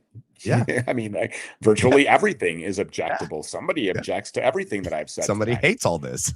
Yeah. I mean, okay, well then turn the fucking channel. Excuse me. Sorry. I shouldn't talk like that. But man, I mean, so Oh, I have no idea what's going on with YouTube. But yeah, you're right. They shot themselves in the foot with that one. We could partner up. We could have a great thing going here, like totally free speech. We just disseminate all this information to everywhere. I mean, it would be wonderful. It would be euphoric. maybe someday. Maybe they'll learn. Thank you for this podcast. May God bless you all. Thank you so much, Alex. Based interview, Octavia M. Thank you. Here we go. We got God's Warrior. God bless you guys. The Holy Spirit is moving everywhere, the world, or everywhere in the world. The deepest gratitude for the truth in this fight. And I hope the world one day knows what you have sacrificed and fought for. God bless. Thank you. And then can each of you give your opinion about Erica's visit to Tucker recently? He then has completely backed off of talking about Charlie Kirk. I just learned about that today. Me too. On an X space. I just heard about it. That, and I guess so. I don't know if that's true. If it is in fact true, before I can give my opinion on it, I mean, I guess I need to learn a little bit more about it. Like the But if he context, has- right? Yeah, I mean, like, was this an on video sit down? Like, is this Yeah, something no. that's going to be like coming out? Was this for like the Tucker Carlson show? Is that what this was? Was this, what was this? Was that, yeah, I guess so. I would need to know a little bit more about it. But if he had the meeting and it was like he got outed for having the meeting, like it wasn't supposed to get out that he was having this secret meeting with Erica Kirk, and he has since not said a thing. And again, like I don't watch Tucker every day. I see clips if I know that he's talking about something that I'm interested in, like I'll go watch. I like him. I think he's super talented. The guy's a master of neuro-linguistic programming, which probably comes with the territory of being adjacent to the agency for as long as he has, So, yeah, I mean, that's very curious. It definitely raises an eyebrow for me. I just don't know enough about it to really like make a judgment at this point. What about you, Matt?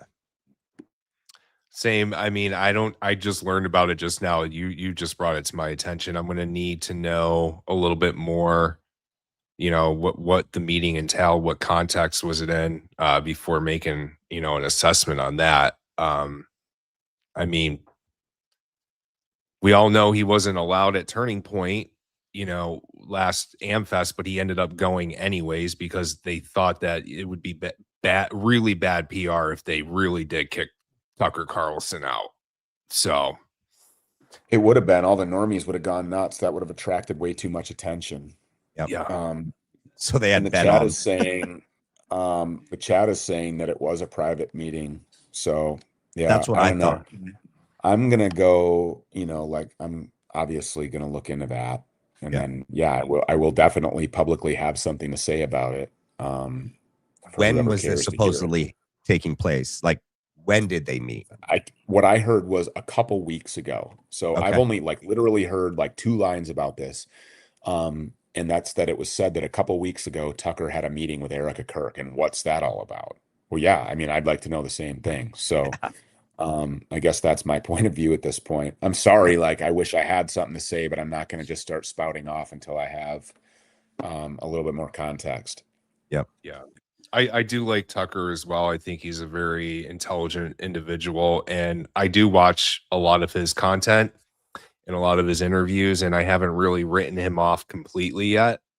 And I'm just cautious because of how he has been pretty dead silent on his friend Charlie Kirk and everything like that. So, but Yeah, I don't know. I saw the chat too. Tucker's playing the long game. Okay, but if he is, we don't have a long time. Yeah. I mean, Come on. This 5D There, chess stuff's got to stop. Like there it's just is, there is something to be said about the group of people who he was sitting down with, who to me I consider to be people who are very capable, who are very knowledgeable, who are in on the know, who have seen it from the inside out. They know exactly what it is that's going on here. And if they don't say so, they're manipulators and they're liars, and they're cowards. They're all of these things. If they don't say so very directly, if they don't have, this is like, we don't have a long game strategy type of time frame that we're dealing with here. Like all of the infrastructure is in place. It's like ready to be lockdown time. And if you thought COVID was bad, talking about that kind of lockdown, and I'm sure that everybody really understands the implications here. So if I understand that, then certainly, Joe Kent, who worked in the intel agencies, people like Tucker Carlson, who's been adjacent to that for a really long time. He's very seasoned in American politics. He knows how it works. Marjorie Taylor Greene, they just got her out of there. They threatened her kids. She said so. And when she contacted the president about it, he said, well, they'll get what they deserve, or if something bad happens to them, it's because of you, which is basically a veiled threat. As well, which is like, yeah, don't be doing too much. And why was she removed from Congress? Because she refused to remove her name from the discharge petition. Investigating is, the guy that you call Jeffy Eppy, which that just had me cracking up. And I understand that might be why my content is objectionable. Yeah, it's because YouTube. I'm just beginning. I'm trying not to get, So I know. Well, that might be why my content's objectionable, because I don't know, I guess, all the intricacies and the rules. Like I've had to be over here very carefully concocting my message and really walking that line here, knowing I got to respect your platform and I don't want to get you doing good. Nuked. No, you're doing good.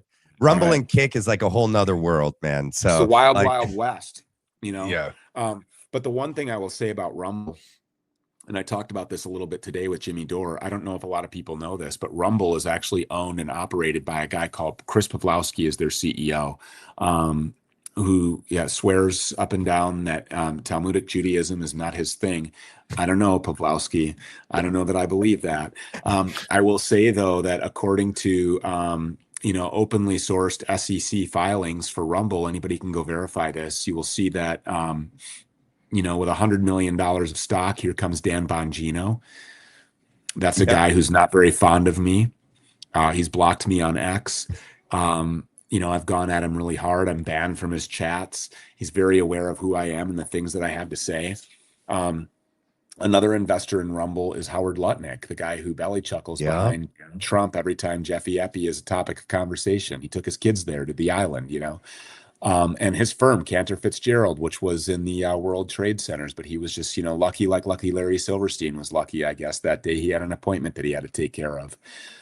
You'll find BlackRock, you'll find Vanguard, you'll find State Street, you'll find the Carlyle Group, all of the private equity firms that are housed and headquartered on Rothschild Boulevard in Tel Aviv. So it's no surprise to me that although I had the largest organically grown Rumble channel in that platform's history, meaning that I never had any auto subscribe features. I never was featured on the front page. I never was even in the editor's picks. Nothing, never showed me any love despite all the millions of people I onboarded to that app. I don't believe that is, that's just something like an oversight. I think that's very intentional. So with Kick, I feel like, it's kind of a double-edged sword. It's a bittersweet thing because it's like it's a new start, it's a new beginning, and that's really frustrating because it takes a lot. Being suppressed, having blue check marks removed, having the algorithm shifted to push you to the farthest corners of the echo chamber over here, the slanderous attacks and defamation, the ad hominems that have been thrown at me, the hyperbolic, vitriol that's been published about me and all of these rags. It's been an uphill battle to gain the following that I have. And to think that now, like I have to start all over on Kick, that's a little bit frustrating to watch it grow every day. The good news is that it is growing. I'm still on Rumble. I'm still on X. You'll still get the replays of my content there. But if you want it live at noon Eastern every day, you got to come over to Kick, and it's super easy to do. But this is a platform that actually really means it when they say free speech. They've got no stake in the game. No pun intended. They're owned by Stake, which is the largest online casino in the world. They're Australians. They don't give a damn about American politics. The people who own this don't. Not to say that Aussies aren't, like totally in tune to what's going on here, They because are, they literally they live in Yeah. they live in a prison colony. I don't think that Yeah. ever really changed. No. I love my Aussies. No. Those guys are like real warriors. But anyway, so that's kind of a frustration. But again, I'm not going to bitch and complain. I'm just going to go through it and continue storming the gates of hell. So that's where, if people are wondering where to find me, I'm on Kick, Monday through Thursday at noon Eastern, and then on Fridays I take the day to just talk to my supporters. We do this like Zoom room roundtable at noon Eastern for the people who support us, because that's the only way that I can find monetization, is if my followers, the people who are right along, not even followers, like my brothers in arms that are right up alongside of me storming the gates of hell. Like, people are always like, I'd love to be in a foxhole with you, Stu. I'll be in a foxhole with you any day. Well, you won't find me there. I'm not going to be in a foxhole, because that would insinuate that I'm like ducking and diving for cover and trying to preserve myself and hiding. We're not doing that. Like, we're out here in the wide open. If you support that, stupeters.tv, we do a lot of behind the scenes stuff, but that is, I had to move to like a supporter based platform, and we need more support. So if I can lure you in, stupeters.tv, for $9 a month or $90 a year, you get a whole bunch of perks. We're giving away guns. We're doing all kinds of fun stuff over there, behind the scenes content, off the record segments. But it's my locals community, and locals has been really good to us. So I've got no complaints. It's just like I say, people will pay their Netflix groomers, they'll pay their Disney pedos, they'll pay their, Sling TV so that they can have propaganda slung into their living room. They'll pay their Hulu. But when it comes to like supporting guys like us, I just don't understand where the hesitation is. Yeah. And maybe YouTube's different. On YouTube, I think that viewership and the chats are always, they're just like polar opposite to the cesspit that you find over on places like Rumble and even on Kick. It's Right. it's the wild, wild west. I don't do mods either. That just kind of conflicts with, where I stand on free speech absolutism. Yeah. Yeah. So like, I open my phone lines every day. I get trolled on my phones. This Beardson Beardly guy who's like on video grooming little teenage girls on like Umingle or whatever it was. Like, these are the people who are spending an hour and a half on hold to troll me at the end of my show every day. Yeah. So like, fine, go ahead. Thanks for the call. But anyway, so that's where I'm at. If people want to find me, are there more super chats? Yeah. All right, Okay. sorry. Didn't mean to filibuster. You're good. Zero Had Ghost to get my phone. shill in though, just a short shill. You're good. And I'm going to show both. I don't have to do it while you're on, but after you guys hop off, I'm going to show everyone your different channels and direct people to your guys' sites. Zero Ghost man, phones, thank you. of course, is another phone like you were talking about. It's got graphene iOS on it. It's a Pixel phone, but it's you can't be tracked, like not giving your data away. One of the most insightful psychoanalytical discussions we've heard yet. The truth may be dark, but we have Charlie's own words and convictions guiding us through this battle. He is very much with us. We appreciate the work you are all doing. Zero Ghost Privacy Phones. Thank you so much. Based, true. Question for Matt T. Were you at Turning Point when the Doge memo came out, and do you remember what the reaction inside was like to that memo? No, I was not. I was at Turning Point during the 2024 election cycle. And it was set September 2nd, 25. Yeah, 25. He was ran out of there because he's openly gay. They couldn't get compromat on him. Yeah, you got to be closet. And then you can Yes. and you have to have weird proclivities. That's how they can control you. So you could go undercover, Matt. You could go into the closet and then go undercover. Yeah. They never know what hit them. You could be a closeted double agent. I like that. We could do that. I'll have to stay away from the headquarters though in Arizona. I can send you some chapter. I'll send you some super hetero drip. Change up your whole steez. Be like, yeah, I left that whole lifestyle behind me. But you want to go out in the car quick? You want to go out in the, shh, don't tell anybody. You want to go out in the, come over to my house. Here's a shirtless picture. Like Robert Wallace. Well, Robert Wallace. Dude, I can't with that guy. Hold on, let me get through these because we still got a couple left. Benji took Charlie out because his reach and that he told him no twice. Planned operation to go wrong to take out TPUSA same time. TPUSA no choice other than go down because they signed the contract. Sometimes it's so hard for me to follow these when it's broken English. Thank you though for that, Snow. Is Nick a closeted double agent? No, he's an openly double agent. When somebody does a 180 like that. Oh, Fuentes. Yeah. Yes. I'm sorry. You're reading the super chats and I'm reacting to the freebies. So whatever, but Go ahead.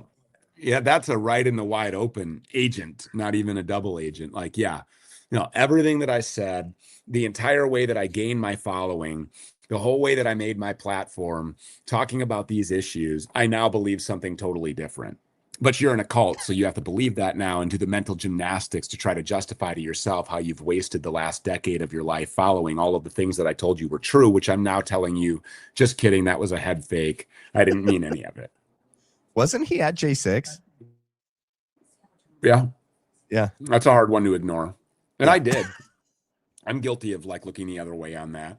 I had collaborated with Nick. I thought that what Nick was saying was real. And at the time that I was collaborating with it, he was saying real stuff. He was he came after I went to InfoWars and sat down with Alex Jones in the now infamous crash out that he had, where he was gaslighting and doodling and stomping and yelling and swearing.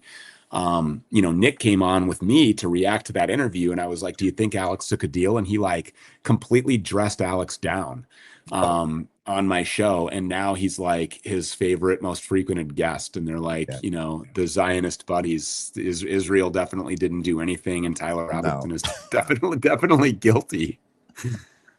Okay. But you're crazy because you notice. I'm a low IQ guy. Yeah. I won't say the word because, YouTube. Yeah. I keep wondering why the sloppers keep saying VK. What's VK? VK probably a mistype CK. Okay, because CK. V is right next to the C on an American keyboard. It is. You're right. All right. VK was killed by furry trans. Tyler Robinson was clearly not trans or a furry. It's Lance, and even that is questionable. I don't even think Lance was a trans or a furry. No. I don't even know. Honestly, I don't even know if Tyler Robinson exists. Yeah. I mean, at this point, let me ask you guys this. What information is out there that they were even ask where's the source that tells you that they were in a gay, furry, trans relationship? It all comes from the official authorities that have been lying to us about everything. We don't have any proof that they were even roommates, that they were in a gay relationship, that he was even transitioning to be trans. I think we've seen 5, maybe 6 different Lance Twiggses. They're not all the same. At least the Lance Twiggs that I see is, in my opinion, has all the hallmarks of a federal asset and an operative. Yes. And like I said on this show before, I think it was with you guys where I said, there were people waiting for him. Who were they? This is very clearly an op. Lance Twiggs is part of it. His DNA is more prevalent than Tyler Robinson's, yet he only meets with the feds twice and then he's granted immunity. I don't know what else to tell you. The guy is, in my opinion, it looks to me like from where I sit, he's 100% a fed. So in the 100%, the prosecution's bind over brief pretty much says that the main parts of their case against Tyler that should by themselves meet a probable cause is all of the confessions that he made, which are all the things that Lance Twiggs testifies to. We don't have any verification that the text messages are real, and even if they ever do, it's through Cellbrite. So okay, we got to question that. The Discord chats, none of them have been authenticated. Then the stupid letter that was handwritten, but then it was burned, but not thrown away or not flushed down the toilet, but just enough to prove. And he took a picture of it and then Tyler came home and confessed to him after pulling this off, and then he tested. Like, it's all Lance Twigs, in my opinion. Yeah. Oh, by the way, Stu needs to go on Mario Nafal's podcast. Yeah, everybody here go over to Mario Nafal's account and say, hey, we know that you invited Stu Peters to be on your podcast a long time ago, and then you pulled your invitation at the last minute because of scheduling conflicts. Have you had the opportunity to reschedule that yet? Because I think that would be a really great conversation. But again, I think a guy like Mario Nafal, who is obviously being boosted by Elon Musk, who's obviously a part of a clique. He sits at a lunch table that I'm not invited to sit down at. If he has a conversation with a guy like me, it would be the same as, say, a Tucker Carlson or a Candace Owens sitting down with Dan Bilzerian. There's no more plausible deniability. There's no way to say that I haven't had my attention directed toward this issue and that there isn't substantial evidence to back the claims that are being made on this show. So I have to agree with it. And that at that point, it's like, well, so whatever happens to his monetization, I guess, happens at that point. But if he chooses to continue, fence riding after that, then he again becomes irrelevant. Nobody listens to you. How can anybody take you seriously if you have a real, open, candid, honest conversation about these issues, and then you choose to ignore them and the other direction and continue propping up a two-party system of governance in this country? Like, that's because you want to be a part of it. You want access to the power brokers. You want to rub elbows with these people. You want to hobnob with these people. You want the shekels, all of this stuff. It's self-preservationism. Yeah. And that's what we see with Andrew Colvett, Blake Knapp, and what's his name? Jack Posobiec, Graham Allen. I mean, much worse. Like, I think that they're really evil, I think those people are just genuinely evil people who've done a whole lot worse than Mario Nafal, just kind of turning a blind eye to this stuff for his own sustainability. But yeah, no, everybody should go over to Mario Nafal's inbox on X as soon as you're done with the Black Line brief, and just remind him in his DMs that he had a scheduling conflict that needs to be resolved. He used to work at InfoWars, right? I'm not even sure. I don't know. Oh, okay. I thought he did. All right. I'll look Maybe. that up. Okay. Will someone false flag a nuke attack? You know who? I don't know. They don't even have to false flag it. They have the Samson option. Read about it. That's true. Thank you for being so genuine and fair, Matt. God bless you and your family. Thank you, XX Murdex. Let me see. Thank you, Matt and Stu. The real deal. He's it. Let me see if we got ones that are questions. Would be cool to get Stu and Matt ×2 on the BLB on X after space. Just saying. It's like 3 hours later where you're at. You're in Minneapolis, right? Yeah. Yeah. And yeah, it's going on. You got to unmute me. You had me muted again. I'm just kidding. I'm just kidding. He's never censored me. It was me. Everybody will jump on you for that. I better not even joke like that. Nobody trusts anybody. He's like, oh, Matt's an op. He had good stew. Just that I know he was about to say the thing, and then he was muted. Yeah, no, it's going on midnight here, so I'm probably not up for an X space tonight, but I would definitely be down to do it any other time. When I can make it happen. I love open discourse, so I'm down anytime. Shoot me a text, let me know when you're doing it. If I can make it, I promise you I will. For sure. All right, let me get to the ones that have to do with with you guys. Charlie Kirk was unbribable, making his ideas extremely free of Satan's influence. Thank you, Zamet. We got Stu, please crowdfund Tyler a new defense team. Tracy, what do you think of his defense team? Well, so where I was at on his defense team is that up until this point, it hasn't been their time to shine. The preliminary hearings are, akin to a grand jury. This is the opportunity for the defense to hear all of the evidence and for the court to hear all of the evidence that the prosecution has against Tyler Robinson, for the judge to take it under advisement and, determine whether or not there's substantial evidence to push this on to trial and to hold him over. So I'm just gonna kind of, if you don't mind me taking a couple minutes to explain this. Go ahead. Yeah. And obviously, based on the evidence that we got Monday through Thursday during that week of preliminary hearings, nobody saw, the open and shut case. Nobody saw the definitely case closed. Nobody saw that damning piece of evidence because there isn't any. So that was really bad, obviously. So then they had to remove the cameras from the courtroom on Friday. And that's when you saw Don Jr. reminding everybody that the White House and that the federal government and that the law enforcement apparatus and that federal investigators, the full weight of the bureaucracy is behind Erica Kirk, is behind the Tyler Robinson's definitely guilty narrative. They sent Don Jr. in along with, it's the Epi, the Jeffy Epi phase one binder crew, Yep. they Jack. were Jack Posobiec, Benny Johnson, Shekel Tatum, all these Yep. guys. The chick, I forgot what her name is now. I don't even want to say the name wrong, but the female that was on the, I'm surprised that Chad Prather wasn't there.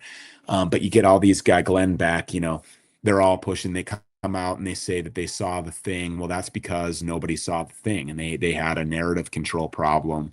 And I just thought to myself, okay, well, the defense is probably taking this under advisement. It's hard to believe that that's not a criminal offense for them to come out and use their influence and platform and tell the mainstream press that they saw something that they absolutely didn't see, and that the judge allowed, that McGrath would allow for these people to make a mockery of his court and of the judicial system in this country, just wide open like that, willy-nilly in broad daylight.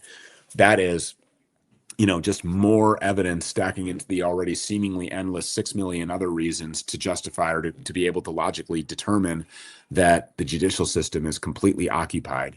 But anyway, so we have all of this going on, and the defense team is quiet. So it's reasonable for people to say, well, where are they on their arguments? Like, why aren't they fervently fighting this? Why aren't they, introducing, John Bray's stuff? And, there's so many things. You don't even have to get into you don't even have to get into John Bray's stuff. You can literally just, there's so much. But then I just had to keep reminding myself, this is not their time to do that. And a lot of times the best strategy is to say and do nothing and just let them put all their cards on the table. That was their opportunity to do that. So the defense took that week to hear everything that the state is allowed to bring against Tyler Robinson, and there's nothing.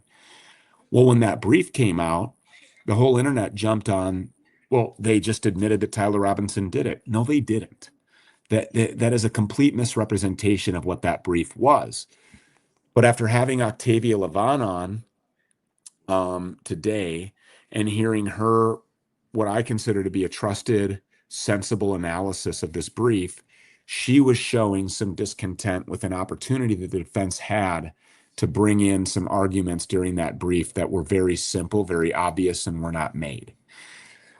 So I'm not a legal expert by any means. I would consider her to be one. And so kind of leaning on her judgment of all of this, I'm a little bit disappointed. But the caveat to everything that I just said is this. I think that if I were giving advice tonight, I would say that I would advise you not to get your hopes up for a Tyler Robinson mistrial, a Tyler Robinson acquittal, a Tyler Robinson innocent verdict, not guilty verdict. And I would expect, in fact, to get a guilty plea from Tyler Robinson to something that involves life in prison without the possibility of parole and the removal of the death penalty as a negotiating tool for that guilty plea. I believe that he's going to be railroaded. I believe that there are a lot of things that have been said, and I would suspect that very likely a lot of threats have been levied. I don't think that Tyler Robinson gets out and lives. I don't know that Tyler Robinson even lives to make it to trial, or that he lives long if he's sentenced to prison after he goes there for having committed whatever crime it is that they're going to draw up, that they say in the commission of that crime led to the death of Charlie Kirk. Whether he was holding a firearm, holding a screwdriver, disassembling, changing clothes, limping around because he had the rifle shoved down his pants, any of this other slop, crap, BS, fake fairy tale bullshit that they want to throw at you, I don't think that any of that even has to play a part in any of this. If he committed any crime at all that day, in or around this situation, not even necessarily physically on campus, because I'm not even convinced that he was. But if he committed any crime that day that they can say contributed to the death of Charlie Kirk, then they can get a plea to that crime, which ultimately turns into a plea to murder because it ended up with Charlie Kirk being dead. And unfortunate as that sounds, and maybe pessimistic as that sounds, I think it's just the only way that this can go forward. I don't see there being a way for him to be acquitted. I'm not trying to be black-pilled here, Yeah. but I don't think that it has to be taken that way either. Because I think that out of this, it's events like this, and maybe even the guilty verdict, maybe even the plea, maybe whatever it is that spawns revolutions, and Yeah. which, by the way, should not be a bad word. So Right. don't let the stigmatism that's been placed on a word like revolution or even militia, which are constitutional words, don't let that make you feel dirty, because that is what these people fear the most is Yep. is our organization. And that's why I continue. My message is unity and organization. But I think that if anybody has their hopes up that, like, no matter how the debate goes tomorrow, no matter how the trial goes, no matter what evidence comes to light, no matter how much data or banks of data or, the mountains of evidence that suggests something else happened that day, no matter what theory you ultimately subscribe to, doesn't matter. Because what I keep trying to say is that it's not incumbent upon us to come up with a definitive theory and prove it. Because how are you going to do that in the court of public opinion? Well, they'll still be able to write you off and say, well, that was never even heard by law enforcement. That was never even investigated. That was just some kooky off the wall conspiracy crap that people were throwing at the wall to see what sticks. No matter what you bring, asking these people to investigate this, I mean, you can't even get these people to answer to it. Andrew Colvett, why were you being Google image searched on Fort Huachuca in your capacity as a Johnny Moore affiliate with Cairo? So at the same time that, Cliff Sims was being Google searched for his attachment to Kairos, and why are you all funded by Miriam Adelson? Well, the way that they respond to that is by blocking you on X and posting a 20-year-old booking photo as if that's some sort of a flex. They just don't have to answer because they know they have the full weight of the bureaucracy behind them, and that bureaucracy is responsible. Those are the people, the positions are filled by people who are compromised and whose job it is to investigate people like Erica Kirk, Andrew Colvett, Blake Neff for their involvement in a plot or not plot to assassinate Charlie Kirk, whether they were involved or not involved. It's incumbent upon the people who are in these positions of power to do that, and these people are compromised. So to have any kind of faith in a system that full well is occupied is, again, gaslighting yourself, holding on to some kind of hopium that we live inside of a system that possesses any redeemable qualities. And it's my opinion that we just don't, that system needs to be abolished and torn down. Yep. And completely replaced with a system that is representative of the people. And the only Yep. way that happens is if the people actually install that system. Some guy on a white horse is not going to ride in. I think we've all learned that lesson multiple times over and over again, at least in the 4 decades that I've been, like a person who's able to logically reason. I don't see any redeemable qualities. So I just don't want people, and I wanted to take the time to explain that because that's where I'm at. It's not like I don't think that Tyler Robinson is guilty. I don't think that Tyler Robinson shot Charlie Kirk, or even that he knowingly was a part of any kind of plan to do that. But remember that we live in the day of show me the man, I'll show you the crime. We live in a day of, Michael Jackson can be perceived as a PDF file for the rest of his life while people completely write off his talent and music catalog, while Rabbi Shmuley is right up next to him. And the next thing you know, he's dead. Yeah. We live in a world where people like Princess Diana can get into a vehicle and be run into a bridge embankment at 70 miles an hour and nobody asks any questions, where planes fall out of the sky and people die. People who were saying things that probably weren't well digested by the power brokers who really control the current system that needs to be torn down, completely eradicated. And the only way that happens is, when these people are held to account. They don't care that you bitch and complain. They don't care that we're on the internet talking about their plans and exposing them, because they're doing it all right in the wide open. In fact, Jimmy Dore sent me an article earlier that's in the Wayback Machine. People probably don't know about it. I'm going to give you guys the title right now because I think that everybody should read this, but they admit all of this. And the article that he sent me, he was like, hey, have you seen this? Here it is. The name of the article, and this was written in the Times of Israel, but the headline is Jews, capital Do, Control the Media. And this was published in the Times of Israel, and it was written by a Jewish man called Elad Nahorai, who is a writer living in Crown Heights, Brooklyn, one of the few places in our country that does not have flock cameras. And this is what it looks like, and it's in the Wayback Machine. But you guys should definitely read this. This is not like a thing that anybody is trying to keep secret, other than maybe now because it's in the Wayback Machine. It's been archived. You can't access it otherwise. Now that the toothpaste is out of the tube, they're having a hard time putting that genie back in the bottle. So they don't want articles like this coming out. But this confirms that these people are willing to tell you what their plans are.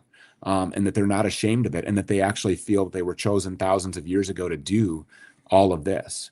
This is a spiritual crusade for them. So I remind people, this is a spiritual battlefield.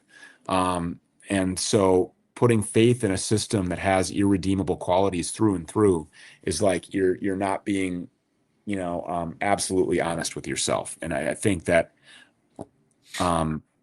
honesty, absolutism is what I'm all about right now. Whether it's uncomfortable or not, these are the conversations we have to be having. Because if we're not operating from a position of 100% bare naked honesty and truth, then the feeling that we're going to accomplish anything or seize any territory on an offensive move is highly unlikely. Yep. We have to be honest. Yep, brutally honest.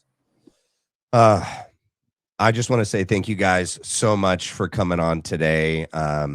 You guys are awesome. Hopefully we get to do this again sometime, schedules permitting. So, but yeah, thank you guys so much. If Matt, do you have anything you want to say before you hop off? No, it's been a long day. I think I was able to get some points across tonight, and definitely did on Stu's show this afternoon. So yeah. Cool. Yeah. And All right, everybody knows what happened this week anyways with me and Robert Wallace. So good. Yeah. Well, yeah. And you called in on my show. We did that live call in. So. Oh yeah, that's right. I forgot. Yeah. Forgot It's been a long week. So it has been a long week. Yeah. All right. Stu, Matt, thank you guys so much for coming. Okay. Thank you. And don't feel hopeless. I saw that in the chat. It just makes a person feel hopeless. That is exactly how you are supposed to feel by a system that's been weaponized against you in every way. I started to say they don't care when you bitch and complain. They do care when you become ungovernable and you don't recognize an illegitimate authority as having any reasonable jurisdiction over your life, your actions, your choices, the way that you move or choose to ignore that corporate crime syndicate. They should have no jurisdiction. They don't have any legitimate jurisdiction in your life at all. Do not feel hopeless. Like right now, we are at the precipice of a time in human history where we have probably more people in our army than anybody could ever imagine. If you look back, if you look at our history, if you look at the multiple factions, the way that people have been divided, I think that right now more than ever, people are unified on this issue. And I see that as a very positive thing. So I'm not saying like get overly hopeful in a man, you can't do that. But we as a people, we as humanity, we are a very formidable opponent when we are unified. So encourage unity and optimism and encourage others to be brave and grab the sword and storm the gates of hell. Don't be quiet. Nothing has ever been achieved in any great civilization which has been built by our ancestors in this country. And speaking about America, America only, because that's what I care about right now. This country was founded based on sacrifice against all odds. Let me remind you, these people were up against, it was a David and Goliath situation. I mean, there was absolutely no way that George Washington's army was going to win. They were outgunned. They were outmanned. Nobody supported it. They were the seditionists. Remember, they were the seditionists. They were the icky people that you're supposed to feel gross about recognizing as a legitimate authority. And against all odds, using guerrilla warfare, these people liberated our country. And it did not come without sacrifice. The worldly sacrifices that we have to make, that's a T in the road that you have to come to personally. And if you feel hopeless, that means that you've exhausted every single avenue and you've achieved no success. If that avenue came without personal sacrifice, then you didn't explore all of your options and you're not doing your part. You're not pulling your weight. And that's just tough love. That's brother to brother. That's just being bare naked honest. You have to realize that the only way that we make this forward is by sacrifice. I'm willing to lead the way on that. And I've got a pretty good proven track record for doing that. And I think guys like Matt and Matt have proven as well. They're willing to sacrifice. Matt Tucci, you moved across the country. You started speaking out. I wish that everybody at Turning Point would do the same thing and follow your lead. And I don't know why, aside from Baron Coleman and maybe Matt Blackline and myself, I don't know of straight men in this country that are really grabbing a hold of their nuts right now. It seems to me that right now, and I don't mean any disrespect to women, but when you talk about people like Ana Escobar and the Leah Files and Allie Files and Candace Owens and Matt, it's like gay dudes and women have more balls than most men in our country right now. And I wish more guys would be as brave as you are. So don't be hopeless. Like this is the time to be on fire. This is the time to, this is the time to feel empowered. Like we have the information that we need, and we have the numbers, and we have we have morality and the truth on our side. Like no matter what happens in the matrix, like don't let any of that drag you down. Like we are living in extraordinary times, and everybody here should be very blessed to be alive and a part of this right now, no matter what your role in it is. So that's my closing. And thank you so much for having me. I appreciate it. It was a great conversation. I'll do it again. Awesome. Thank you, Stu. All right, Matt. Thank you so much. Thank you. Yep. Thank you, guys. Bye, you guys. Bye. All right, you guys. I am going to finish up what we have up here. I need to go back because I had to skip like the GIFs so I could get to the chats that had to do with like Stu and Matt. Let me make sure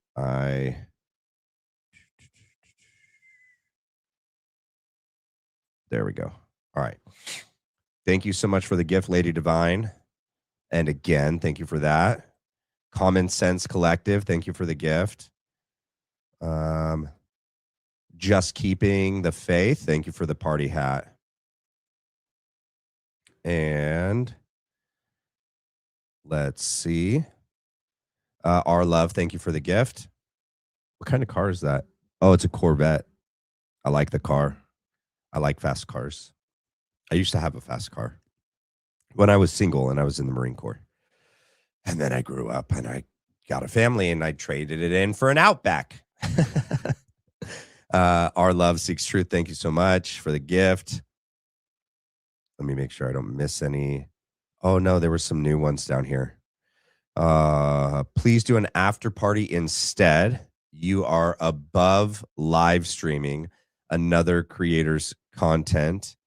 Candace deserves the views. It's her intellectual property. What are you talking about?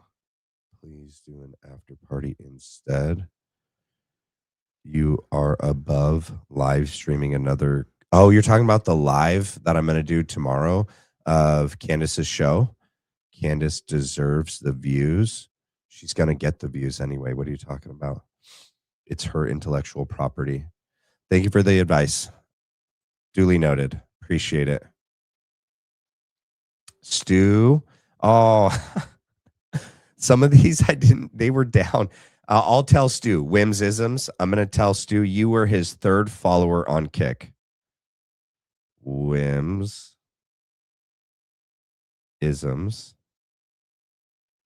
Underscore 1776. I like that. Third follower on Kick. I'm going to send him that. All righty. We need this trio on more often. Matt Clean. Thank you, Andrea Schultz. Always be true. Stu, have you explained your Pray for Candace Owens call? I don't have X, but saw that clip some time ago. and looked really concerned. I'm going to write this down always. I was trying to also, you guys, balance. Matt had to go. I was trying to get through as much as I could while still, I'm going to write this down, always be true, so that I can send it to him and get his response for you, okay? And I don't know what it is. I make it to a certain part of the night, and now my nose, my congestion is back, and I can't breathe through my nose. Shmooly is intertwined with RFK, CK, and most of the politicians. What a coincidence. Jewish supremacy. Yeah, that guy's bad news, dude. Stu, do you think the Miami condo collapsed because of McAfee being killed 3 hours before and saying he left his dead man switch there, than the IDF being the one to clean it all up? I heard about that. I also was on an X space with this guy that does like stuff, like geological stuff, like LiDAR scans, and he works for companies that does LiDAR scans that tries to find, and it may not be LiDAR, but like LiDAR, where they scan for under pockets of water, and then they like frack. They can like horizontally drill and frack, even if like that pocket of water is like underneath a building or underneath a freaking house, but they'll be like drilling from miles away, and they'll take the water out, which creates this massive hole. And then boom, like a lot of these sinkholes that are happening around the United States, it's because they are stealing the water so that they could use them for like data centers and other things like that. Thank you for the gift. Bad as AF show, guys. Live after show chill on X starts in approximately 5 minutes. Come join us when BLB is finished up. Thank you, Mystic. Man, I hope I start feeling better by tomorrow morning. Thank you for the gift. Thank you so much for the gift. I think I got through all of them. Let me make sure I got through all of them. Yes. Cool. I sure did. All right, you guys. I made it through everything. Oh, yeah, I need to put this up if I'm going to do this part. All right, you guys, if you haven't done so already, because I haven't even checked what we're at, can you guys please do me a favor and hit the like and the subscribe? It is how you can help support this channel for free. And it is the best way to help support the channel. We had 1,500 people here. We have 788 likes. That's still good, but holy smokes, that's half. Wait, maybe half of these people aren't viewing on my show. Maybe half are viewing on X. Oh, okay. We have 898 here. That means 100 could still hit the like. 100 of you could still hit the like. I mean, that's totally doable. That's totally doable.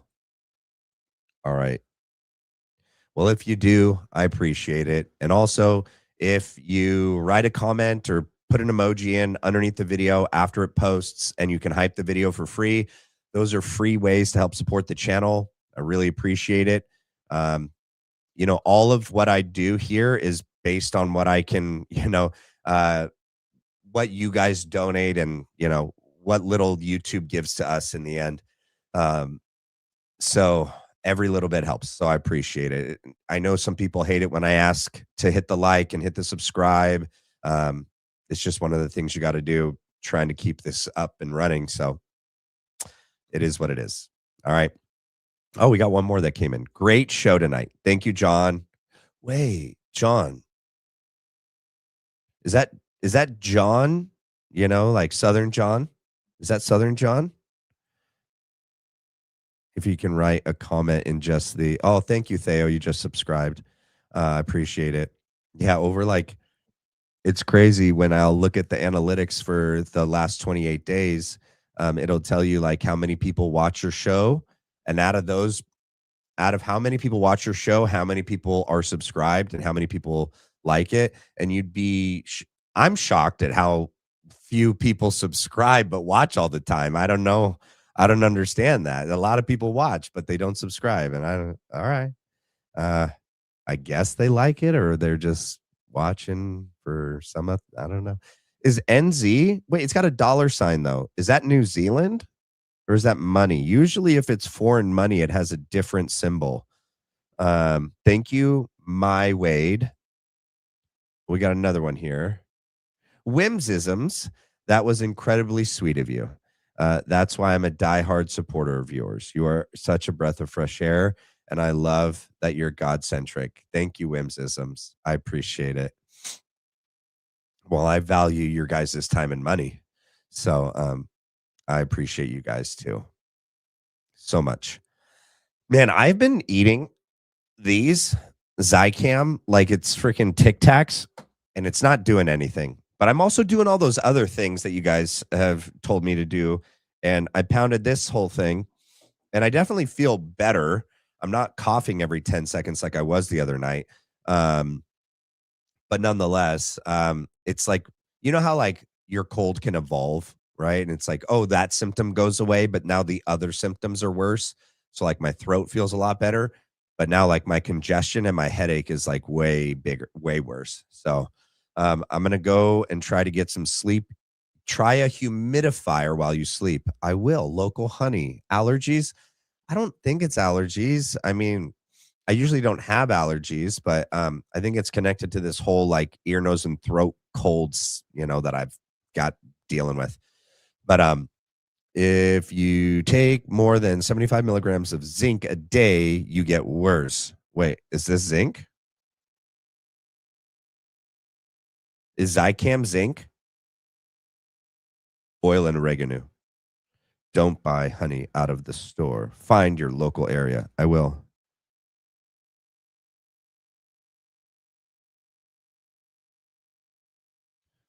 It is zinc. How much is each one? 25. 25 is 50. Wildfire smoke. Yeah, it doesn't help. There's been a lot going on that as well. Okay, so I should never eat more than 3 of these a day. All right. Well, that's good to know. Maybe that's why I've had a headache. Read the fine print, Matt. Come on, bro. May Wade, thank you. Is it not letting you write any words? I don't think it's letting you write any words. That happens. Yeah. All right, you guys. Sinus rinse for sure. Tamara. No, I'm totally sober. I can't do what you said, Tamara. I've been sober off everything since 2018. And in fact, just the other day, because of something personal that maybe I'll share later down the line or on a members live, I've completely cut caffeine out as of 3 days ago. And, but yeah, so, all right, you guys, love you guys. God bless you guys. Have a great night. Thank you for another episode of the Black Line Brief. I'll see you guys here in the morning for the live watch party together of the Candace Owens and the Andrew Wilson debate at 7 a.m. Pacific Standard Time. Love you guys. God bless. Bye.